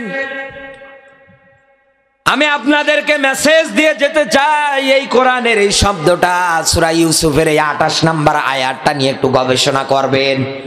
সিরিয়াল না দেখে, ঝগড়াঝাটি না করে, বউ শাশুড়ি মিলে আন্দাজে মারামারি না করে, দুইজনে জামাতবদ্ধ হয়ে আয়াত নিয়ে গবেষণা করবেন। কি যে মাওলানা এসেছিল বলে গেল মেয়েদের চক্রান্ত বড় ভয়ঙ্কর, অথচ মেয়েদের এত সম্মান, এত মর্যাদা আমার আল্লাহ দিয়েছে। আবার এই মেয়েদের এই ব্যাপারে এই তথ্য কেন দিলেন, এই কেন দিলেন, এই নিয়ে গবেষণা করেন। এই দুনিয়ার ময়দানে ভালো করে বোঝেন, আল্লাহ এমনি বলেনি একটা মেয়ের চক্রান্ত এত ভয়ঙ্কর হতে পারে। এই কয়েকদিন পরে 14 ফেব্রুয়ারি ভ্যালেন্টাইন্স ডে আসছে, রানিং। এদেশের হাজারো যুবকেরা রেডি হয়ে আছে, ওই গদখালিতে যাবে, ফুল কিনে কিনে নিয়ে ওরা সারা দিন মজা করবে। অথচ এটা মুসলমানদের কোনো অনুষ্ঠান না, মুসলমানদের কোনো বিধান না, অথচ সরকারি ভাবে, রাষ্ট্রীয় ভাবে ওই দিন ছুটি ঘোষণা করে দেওয়া আছে। নিজের বউয়ের খোঁজ নেই, পরের বউয়ের হাত ধরে টানাটানি করে ফুল দেয়, এরকম আছে না নেই? আরো যারা বলে। এই দুনিয়ার ময়দানে যারা এই ক্যাটাগরিতে আছেন, সম্মানিত মায়েরা যারা বসে আছেন, আপনারা সম্মানের দিক দিয়ে উচ্চ আসনে আছেন। আল্লাহ আপনাদের ব্যাপারে এই তথ্য দিলেন কেন, এই কেন নিয়ে বাড়ি গিয়ে একটু গবেষণা করে মেলাবেন।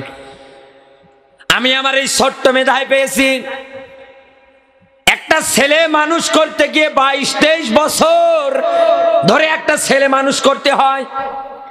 এই 22-23 বছর ধরে একটা ছেলেকে খাবার পানি দিয়ে দিয়ে পড়াশোনার মাধ্যমে যদি বড় করতে চায়, সে যদি মা বাবা যদি আশা করে আমার এই সন্তানটা বড় হওয়ার পরে একটা অফিসার হোক, ভালো একটা চাকরি পাক, ভালো একটা বেতন হোক তার, গরিব মানুষ হওয়ার পরে অন্তঃকরণের মধ্যে তাদের বড় বড় আশা, বড় বড় চাওয়া।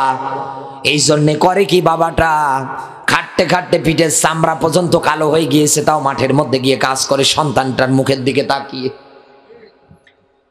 মা অন্যের বাড়িতে থালা বাসন মেজে, অন্যের বাড়িতে কাজের বুয়া হয়ে ঘর পর্যন্ত পরিষ্কার করে দেয়।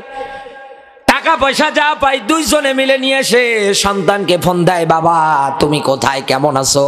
মা আমি হোস্টেলে আছি, কি টাকা পয়সা দরকার? সঙ্গে সঙ্গে বলে, বাবা আগামীকাল সন্ধ্যাবেলা তোর বাবা গিয়ে তোর বিকাশ নাম্বারে দিয়ে আসবে।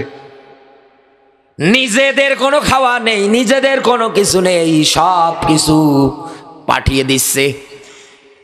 এই সন্তান তিলে তিলে এরকম কষ্ট স্বীকার করে করে বড় করলেন, ভালো একটা চাকরিও পেয়ে গেলেন। কোন কোন ক্ষেত্রে দেখা যায় বিবাহ বন্ধনে আবদ্ধ, ক্ষেত্রে দেখা যায় নিজে নিজেই বিয়ে করে, আবার দেখা যায় পরিবারের সম্মতি অনুযায়ী দুই জায়গায় হওয়ার পরে বিয়ে হয়ে যায়। কথা বলে না কেন? দুইটা পরিবার একত্রিত হয়ে যায়, কথাবার্তা সব ওকে, এবার বিয়ে শাদীর পালা।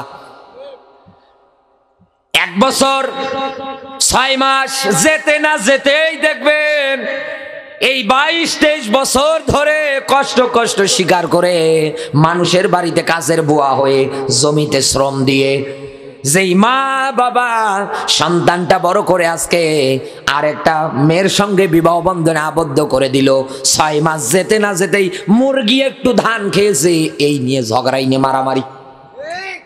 ছেলে বউ রেখে গিয়ে গেছে মনে করেন বাড়িতে, আর ও থাকে শহরে।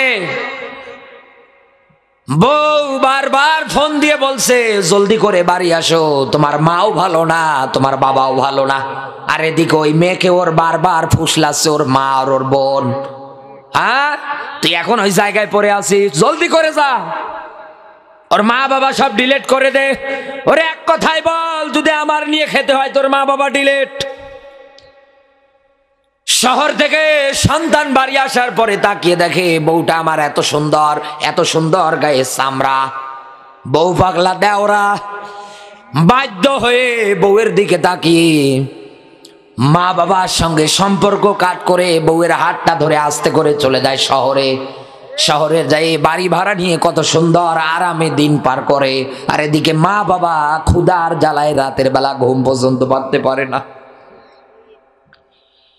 22-23 বছর কষ্ট স্বীকার করে একটা সন্তান মানুষ করার পরে যিনি ষড়যন্ত্র করে মা থেকে সন্তানদের আলাদা করলো, বাবা থেকে সন্তানেরকে আলাদা করলো, সে একজন নারী। এই কথা বলে একটা মেয়ের চক্রান্ত ষড়যন্ত্র পরিবারে যদি এতটা প্রভাব ফেলে, আপন ভাই হয়ে যদি আপন ভাইয়ের সঙ্গে কথা না বলে, রক্তীয় সম্পর্ক যদি ঠিক না রাখে একটা নারীর কারণে, একটা নারীর চক্রান্তের প্রভাব যদি এত পরিমাণে বেশি হয়ে যায়, নিজের বোনটার সঙ্গে মিল মহব্বত নেই ভাইয়ের, মা বাবার সঙ্গে আগেই কাট, সব দিক দিয়ে মিলিয়ে দেখবেন একজন এই জায়গায় একটা নারী যদি রক্তীয় এতদিনের সম্পর্ক ছিন্ন করে দিয়ে আলাদা করতে পারে, মারা গেলে পর্যন্ত অনেকের আসতে দেয় না। জীবনে অনেক দেখেছি আমি। সামান্য যদি দুনিয়ায় একটা পরিবারে একটা মেয়ের চক্রান্ত এত ভয়ঙ্কর হয়, আর এরা যদি ওই পর্যায় পর্যন্ত যায়, পুরো দেশে তো আগুন জ্বলার কথা। এই জন্য তো জ্বলছে। 2 জায়গায় দেখবেন এদের পাবেন না, মসজিদের ইমামতিতে আর ফায়ার সার্ভিসের চাকরিতে। আজকে যদি আপনি এই দিক দিয়ে যান ফায়ার সার্ভিসের ওদিকে কোনোদিনও যদি যান, গিয়ে জিজ্ঞাসা করবেন কেন এই জায়গায় মেয়েদের চাকরি দেয় না, ওরা একবারেই বলবে ওরা আগুন জ্বালাতে পারে, নেভাতে পারে না। কথাটা তো ঠিক। এদিকে ঘর পুড়ে যায়, ও কেরোসিন ঢালছে, পানি মনে করে। এই দুনিয়ার ময়দানে মা বোন যারা আছেন, আমার কথাটাতে কষ্ট নেবেন না, এটাই সমাজের সবচাইতে এখন বড় দাঁড়িয়েছে এই দেশে। এই যে পাশে আসার সময় দেখলাম বৃদ্ধাশ্রম, পুরো এলাকা, কত বড় একটা এলাকা জুড়ে কত বড় জায়গা নিয়ে এইরকম বৃদ্ধাশ্রম আমিও পেয়েছিলাম সেই কিশোরগঞ্জ যাওয়াতে, গাজীপুর বাইপাস হয়ে যে মেইন রোড কিশোরগঞ্জ চলে গেছে পাকুন্দিয়া হয়ে। যে দৃশ্যগুলো আমি দেখেছি, কি অবস্থা! এত নিষ্ঠুর হতে পারে সন্তান? অধিকাংশ মা বাবা গুলো পড়ে আছে, কারো সন্তান পুলিশের চাই, কেউ ইঞ্জিনিয়ার, কেউ ডক্টর। এক মুরব্বীর পেয়েছি, ওনার গোলে এখন পর্যন্ত ইংরেজিতে কথা বলছে। কি গো, পাগল নাকি? ম্যানেজার সাহেব আমার বলছে, না উনি কত শিক্ষিত আপনি জানেন? পাকিস্তান পিরিয়ডের সেই ইংরেজির উপরে ওনার পড়াশোনা। চিন্তা করছি, আল্লাহ, এই লোক। চাচা আপনার ছেলে কি করে? ইংরেজিতে বলছে, আমার ছেলে ডক্টর। আপনি এখানে কেন? কই জানি না। চিন্তা ভাবনা করে দেখেন, হিসাব অঙ্ক মিলিয়ে দেখেন, ওই জায়গাও যিনি ষড়যন্ত্র করেছে, চক্রান্ত করেছে, ওই নারী। এক কথা বলেন না কেন? আর যুবক, কষ্টের টাকা মা বাবার কাছ থেকে তুমি নাও, গদখালিতে গিয়ে ফুল কিনে 14 ফেব্রুয়ারির জন্য অপেক্ষা করছো, তোমার কপালে ঝাঁটা মারা উচিত। পড়াশোনা নেই, কিছু নেই, পড়াশোনা বাদ দিয়ে পড়ে আছে বিভিন্ন জায়গায়। মা বাবা কষ্ট করে বাইরে রেখেছে টাকা পয়সা দিয়ে, ও ভার্সিটির ছাত্রে মেয়ে নিয়ে বাদাম খাচ্ছে। আর বাড়িতে এদিক মা বাবা গল্প করে বেড়াচ্ছে, ছেলে আমার ভার্সিটিতে কি করছে গিয়ে দেখেন তো একবার। আমার বন্ধুরা, এই জন্য আমি আপনাকে এই মেসেজটা দিয়ে রাখলাম, সামান্য পরিবারটাই যদি এই পরিমাণ হতে পারে তাহলে বড় বড় জায়গাগুলো কি হতে পারে। আর মেয়েদের ষড়যন্ত্র, মেয়েদের চক্রান্ত, এই ব্যাখ্যাটা আমরা পেয়েছি নবী ইউসুফের জীবনী থেকে। জুলাইখা ষড়যন্ত্র করে নিজেই খারাপ কাজ করার জন্য চিন্তা ভাবনা করলেন। উল্টো পরে আবার যখন নবী ইউসুফ দৌড়াচ্ছিলেন পিছন দিক দিয়ে থাবাও মারলেন, আটকাতে পারলেন না, জামাটা পর্যন্ত ছিঁড়ে গেলেন। সর্বশেষ যে দরজা খোলার সঙ্গে সঙ্গে তাকিয়ে দেখে সামনে আজিজে মিশর দাঁড়িয়ে আছে। আজিজে মিশর দেখছে ইউসুফ নবী সামনের দিকে দৌড়ে আসতেছে, জুলাইখা তার পিছনে। যখন এই জুলাইখা দেখেছে সামনে আজিজে মিশর তার স্বামী, এইবার কান্নার ভান করে করে বলতেছে, এই না তোমার কেনা গোলাম, আজকে দেখো আমার দিকে খারাপ দৃষ্টি দেয়। কি গো? নবী ইউসুফ অবাক হয়ে গেল, এ কি বলে, এ কেমনে সম্ভব? তেনার কাছে তো ওইভাবে কথা বলার মতো পরিস্থিতি ওই জায়গার মধ্যে নেই, এখানে ভালোভাবে মজবুত ভাবে কথা বলা লাগবে। এই জন্যেই তিনি তার রবের কাছে সাহায্য চেয়েছিলেন, রব সাহায্য করেছিলেন। অকানা হাক্কানা আলাইনা নাসরুল মুমিনিন, ইমানদার মুত্তাকিরা বিপদে পড়লে আল্লাহর পক্ষ থেকে সাহায্য করা ওয়াজিব হয়ে যায়। আমার আল্লাহ পাক নবী ইউসুফকে ডাক দিয়ে বলতেছেন, হ্যাঁ নবী ইউসুফ, আপনি বলে দেন ওই যে ছোট্ট বাচ্চাটা কান্না করে ওকে এই জায়গায় নিয়ে আসতে, ওই দেবে আজকে সাক্ষী। ছোট্ট বাচ্চা সামনে এসে হাজির হওয়ার পরে জবান দিয়ে বলছে, সামনে থেকে যদি জামাটা ছেঁড়া হয় নবী ইউসুফের, তাহলে নবী ইউসুফ দোষী হয়ে যাবে, আর যদি পিছন দিকে ছেঁড়া হয় জুলাইখা দোষী।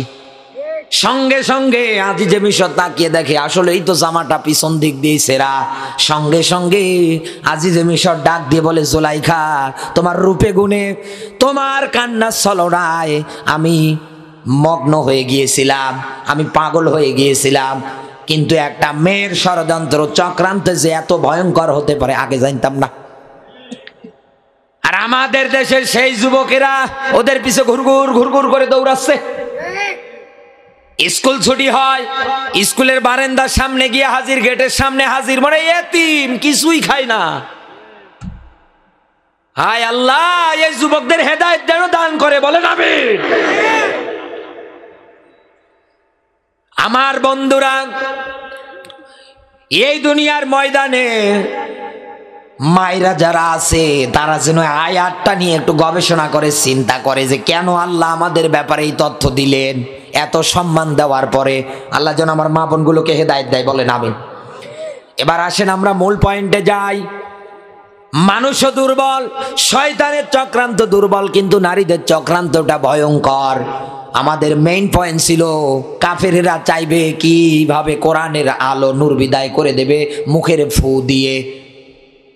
এই যে রাব্বি ভাই বসে আছে, একদম যুবক মানুষ, এই জায়গার মধ্যে আমি যদি নেমপো বাবাতি, চেনেন তো নেমপো কুপি, আগুন লাগিয়ে দেওয়ার পরে জায়গায় রাখার পরে ভাইকে যদি বলি ভাই একটু পিছিয়ে গিয়ে ফু দেন তো, এইটা নেবানো সম্ভব না?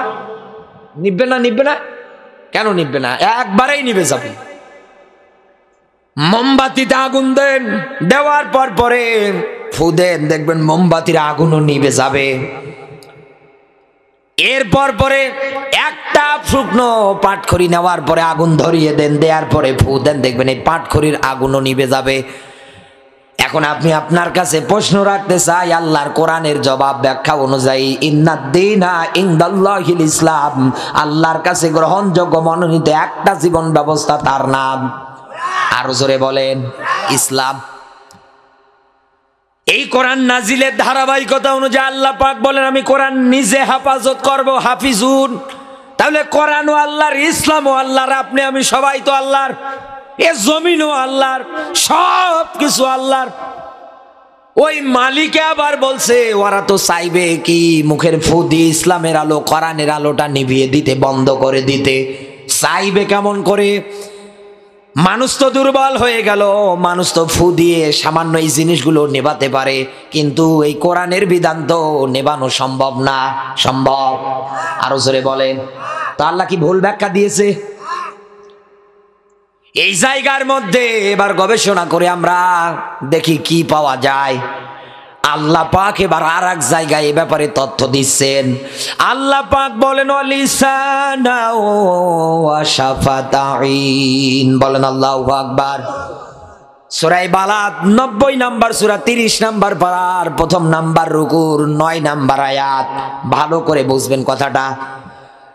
সূরা বালাদের 90 নাম্বার সূরা বালাদের 9 নাম্বার আয়াতের মধ্যে আমার আল্লাহ পাক ডাক দিয়ে বলতেছেন, আমি মানুষদের জন্য বানিয়েছি ঠোঁট আর জিহ্বা।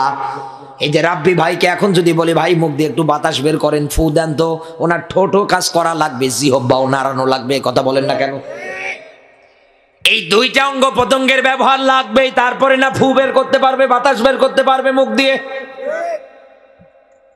আমি যেমন কথা বলতেছি, এই কথা বলার ক্ষেত্রে ঠোঁট যেমন নড়ছে, ওই গতিতে কিন্তু কথা বের হচ্ছে।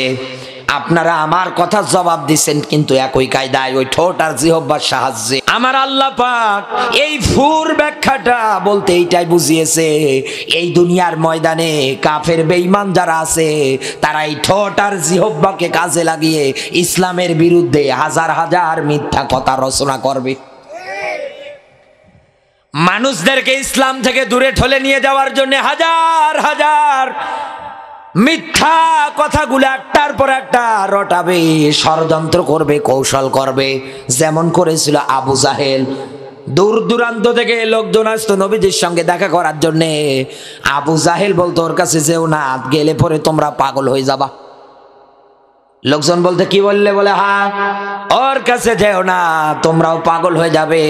লোকজন বলতে এ কেমন পাগল, যার কাছে গেলে ভালো মানুষও পাগল হয়ে যাবে, তাহলে তো সবাই লাগে। এই রকম করে আবু জাহেল মিথ্যা কথা বলার পরেও যখন দেখছে মুহাম্মাদুর রাসূলুল্লাহ সাল্লাল্লাহু আলাইহি ওয়াসাল্লাম সামনের দিকে এগিয়ে যাচ্ছে, এইবার আবু জাহেল আরো শক্তভাবে পদক্ষেপ নিচ্ছে। কি? আমার আল্লাহ এই কথাটাও কোরআনে কারিমের মধ্যে সুন্দর করে ব্যাখ্যা করে দিয়েছেন, নুন ওয়াল কলামি ওয়া মা ইয়াসদুরুন। নুন হচ্ছে হরফে মুখাত্তাত। কোরআনের 29 জায়গায় এরকম ওয়ার্ডগুলো আছে, এগুলোর অর্থ একমাত্র আল্লাহ ভালো জানে। আল্লাহ পাক বলেন ওয়াল কলামি ওয়া মা ইয়াসদুরুন, আমি কলম বানিয়েছি। কলমটা বড় দামি জিনিস। এই দুনিয়ায় মিলিয়ে দেখবেন কাফের বেঈমান যারা আছে, ওরা যখন দেখে মুখের কথায় কাজ হয় না, তখন ওরা কলম চালায়। এক কথা বলেন না কেন? যখন মুখের কথায় কাজ হয় না তখন কি লাগে? কলম। এই কলম হাতে নেওয়ার পর পরে আবু জাহেল দারুন নদওয়ার ওই সময়ের মধ্যে সবচাইতে বড় সংসদের নাম হচ্ছে দারুন নদওয়া। এই দারুন নদওয়ায় বসার পর পরে নবীজির বিরুদ্ধে সাইন স্বাক্ষর করে তৈরি করতেছে, মোহাম্মদ আলটিমেটাম, প্রথম নাম্বার তোমাকে হত্যা করে ফেলবো যদি দিনের দাওয়াত দাও বন্ধ না করো। 2 নাম্বারে তোমাকে কারাগারের মধ্যে আবদ্ধ করে ফেলবো। 3 নাম্বারে এই দেশ থেকে তোমাকে তাড়িয়ে দেব। দারুন নদওয়ায় আবু জাহেল সংসদে বসে এই বিলগুলো পাশ করেছিলেন কলম দিয়ে লিখে লিখে। এই দুনিয়ার ময়দানে আজও মিলিয়ে দেখেন, আমাদের এই বাংলাদেশের কত আলেমের সঙ্গে নবীজির এই 3টা পয়েন্ট মিলে যায়। কোরআনের বুলবুলি 8-9 লাখ 10 লাখ করে মানুষ হয়ে যেত কোরআনের ময়দানে, শুধু মানুষে মানুষ। এই লোকটাকে পর্যন্ত আজকে মালয়েশিয়ায় পাঠিয়ে দিয়েছে শুধু একটা কলমের স্বাক্ষরে। কেন দিলেন?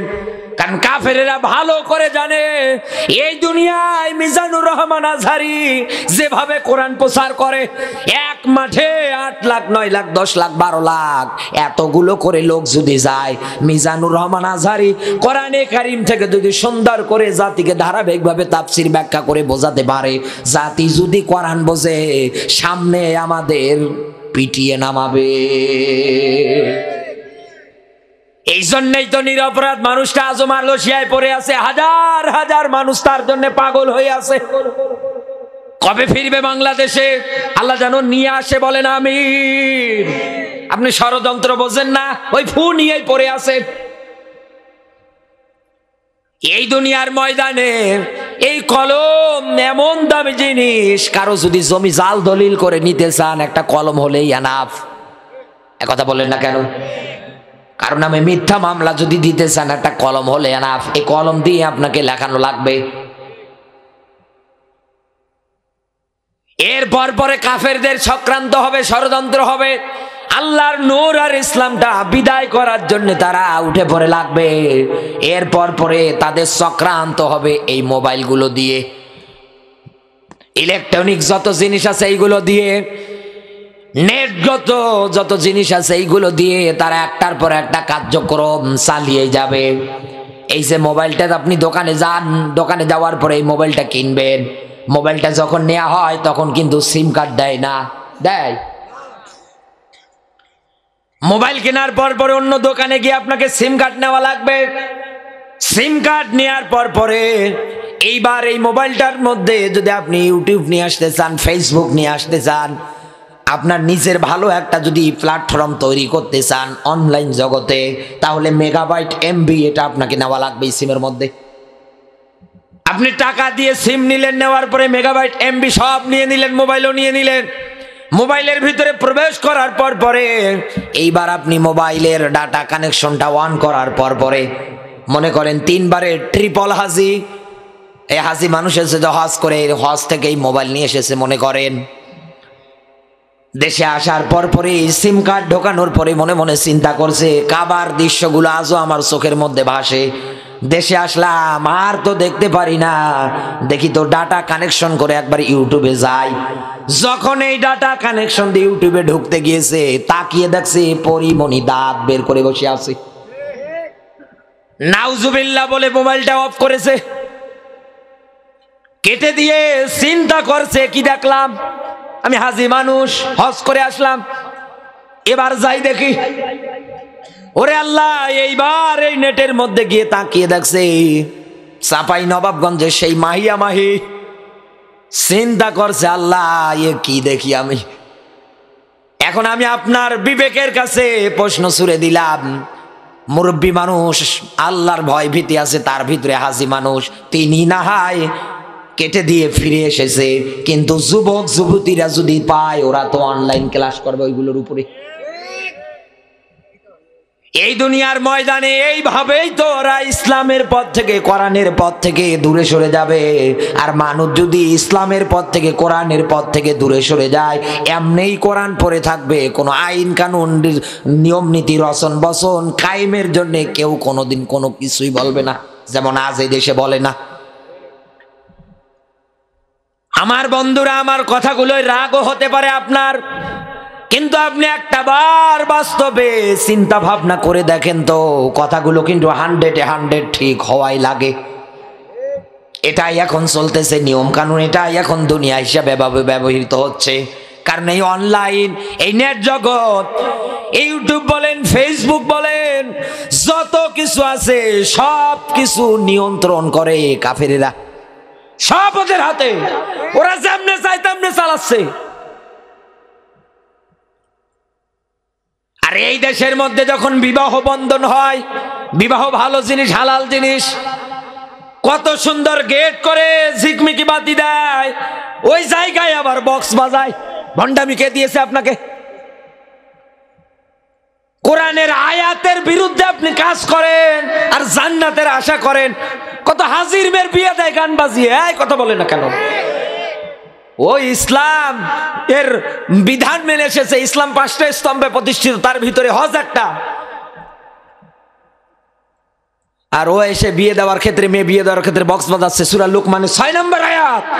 অধিকাংশ মানুষ টাকা পয়সা দিয়ে খারাপ অশ্লীল বাক্য কিনে নেয়, আর এই খারাপ অশ্লীল বাক্যগুলো, এই গান বাজনাগুলো, বাদ্যযন্ত্রগুলো তাদেরকে আল্লাহর পথ থেকে দূরে ঠেলে নিয়ে যায়। আল্লাহর স্পষ্ট ব্যাখ্যা, ফাকাদ দাল্লা দালালাম বাইদা। আমি যদি কাউকে পথ হারা করে দেই, পথ ভ্রষ্ট করে দেই, কেউ যদি পথ ভ্রষ্ট হয়ে যায় তার কৃত কর্মের কারণে, আল্লাহ পাক বলেন বল কেউ কি আছে তোকে পথ দিবে? কেউ নেই। আজ আমরা এরকম পথ হারা, দিনের পথ থেকে আমরা হারিয়ে যাচ্ছি। কোনো চেষ্টা, কোনো প্রচেষ্টা আমাদের ভিতরে নেই। মালিক এইবার আপনার ইমানটা জাগ্রত করার জন্য, মজবুত করার জন্য মালিক এইবার আপনাকে ডাক দিয়ে বলতেছে, আল্লাহু মুতিম্মু নূরিহি ওয়ালাউ কারিহাল কাফিরুন।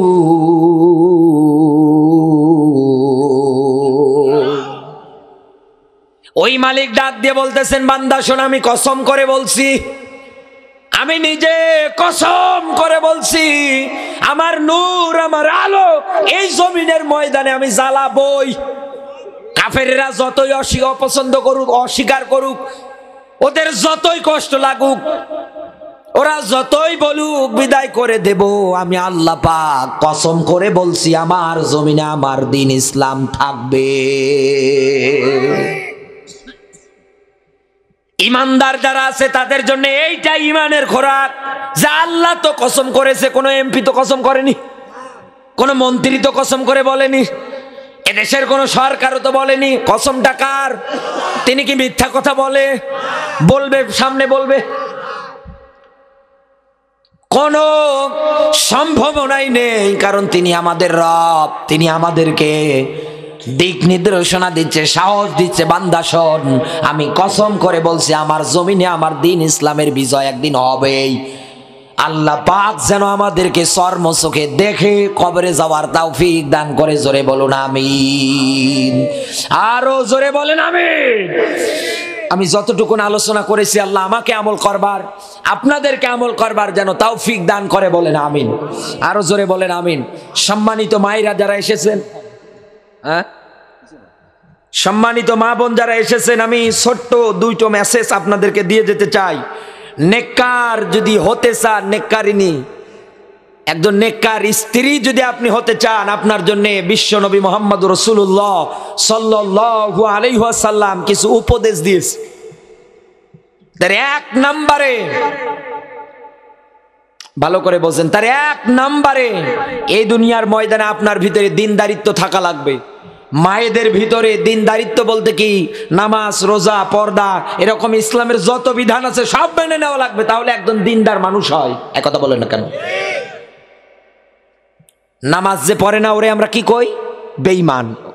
ওর কি বলি দিনদারে? এই লোকটা দিনদার বলি না, তারে বলি বেনামাজি, বেঈমান, তুই কাফের হয়ে গেছিস। এরকম আমরা অনেক তথ্য, অনেক ধরনের কথা বলি। সম্মানিত মায়েরা যারা আছেন, জীবনটা যদি কিয়ামতের ময়দানে জান্নাতে নিয়ে যেতে চান, জান্নাতে যদি যেতে চান, এক নম্বরে দিনদারিত্ব অর্জন করেন, এখনো সময় আছে। ওয়াসারিউ ইলা মাগফিরাতিম মির রাব্বিকুম, আল্লাহ পাক বলেন দৌড়ে আমার ক্ষমার দিকে। আমার ক্ষমা যদি একবার পেয়ে যাও, এই যে আসমান দেখো, এই যে জমিন দেখো, এই আসমান জমিন একত্রিত করলে বিশালতা শেষ হয়ে যাবে। আমি তোমার জন্য যে জান্নাত বানিয়েছি, ওই জান্নাতের বিশালতা কোনোদিন শেষ হবে না। দুই নম্বরে মায়েদের জন্য উপদেশ, মায়েরা স্বামীর সম্পদের হেফাজতকারী হবে। পারলে আলো স্বামীর সম্পদ চুরি করে বিক্রি করে। কার বউ এরকম দেখি একটু হাত তোলেন তো, একজনও নেই। সম্মানিত মায়েরা, সম্পদ বলতে শুধু টাকা পয়সায় বুঝিয়ে নিলে হবে না। সম্পদ বলতে স্বামীর সন্তানগুলো আপনার কাছে সম্পদ। স্বামীর সম্পদ মানে আপনার সম্পদ, এটাই মনে করা লাগবে। এই মনে করে রাসূলের হাদিস বলছি, লা তাজআলু বুয়ুতান মাকাবির, ঘর কবর বানানো যাবে না। কারণ যে ঘরে কোরআন নেই, কোরআনের তেলাওয়াত নেই, আইন কানুন নেই, নিয়ম নীতি নেই, ওই ঘরটা শয়তানের আড্ডাখানা। একথা বললেন না কেন?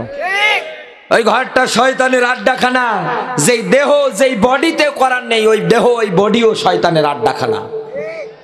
এজন্য আপনার সন্তানের দায়িত্ব আপনাকে নিতে হবে, কোরআন হাদিসের আলোকে পরিচালনা করানো লাগবে সন্তানগুলোকে।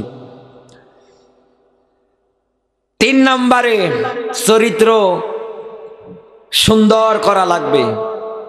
বাস্তবে বলতে চাই না, মায়েরা ভালো মানুষ অনেক, মায়েদের ব্যাপারে এত ব্যাখ্যা সম্মানের দিক দিয়ে মর্যাদার দিক দিয়ে নবীজির কাছে সাহাবী আসছেন, আসার পরে ডাক দিয়ে বলে, হে নবী, আমি মা বাবার মধ্যে আমার ক্ষেত্রে হকদার কে বেশি?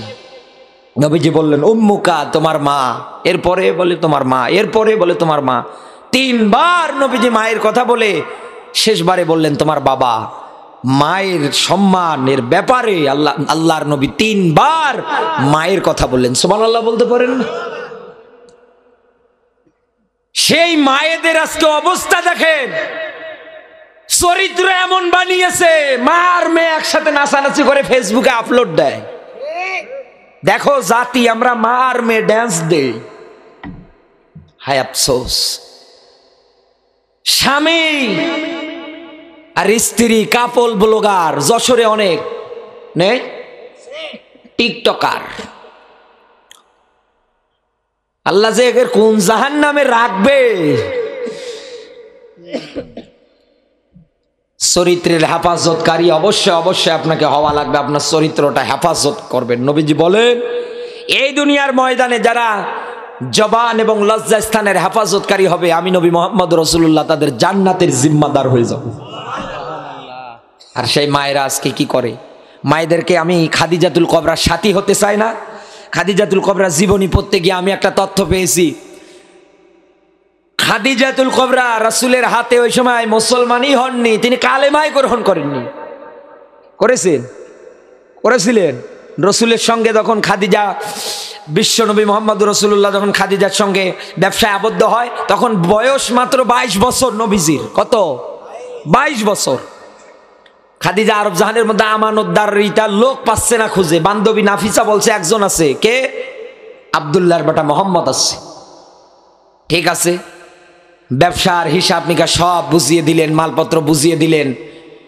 সারা দিন কেটে যাওয়ার পরে সন্ধ্যাবেলা এসে খাদিজার কাছে একুরেট 100% হিসাব বুঝিয়ে দিয়ে গেলেন, আমানত বুঝিয়ে দিয়ে গেলেন। খাদিজা অবাক হয়ে গেলেন, এতদিন আমি মনে করেছিলাম আরব জাহানের মধ্যে কোনো আমানতদারিতা নেই, কিন্তু আব্দুল্লাহর বেটা মোহাম্মদ আমার ভুল ভেঙে দিয়েছে। এই খাদিজাকে আরব জাহানের লোকেরা ধনী, প্রচুর ধনী ছিলেন তিনি। এর আগেও তার বিয়ে হয়েছিল। এত ধনী, এত সুন্দরী, এত রূপবতী একজন নারী ওই সময়ের মধ্যে মুশরিক ছিলেন, সে কিন্তু ইমানদার ছিলেন না। তারপরেও লোকেরা তাকে নাম ধরে ডাকতো তহেরা, পবিত্র নারী, সতী নারী। সুবহানাল্লাহ বলতে পারেন না? খাদিজার নাম উঠলেই বলতো খাদিজা তো তহেরা, সে তো একজন পবিত্র নারী, সে তো একজন সতী নারী। আরে দেশের মুসলমান মায়েদের অবস্থা দেখেন, 3টা সন্তান হয়েছে, আর একজনের হাত ধরে পালিয়ে যাচ্ছে।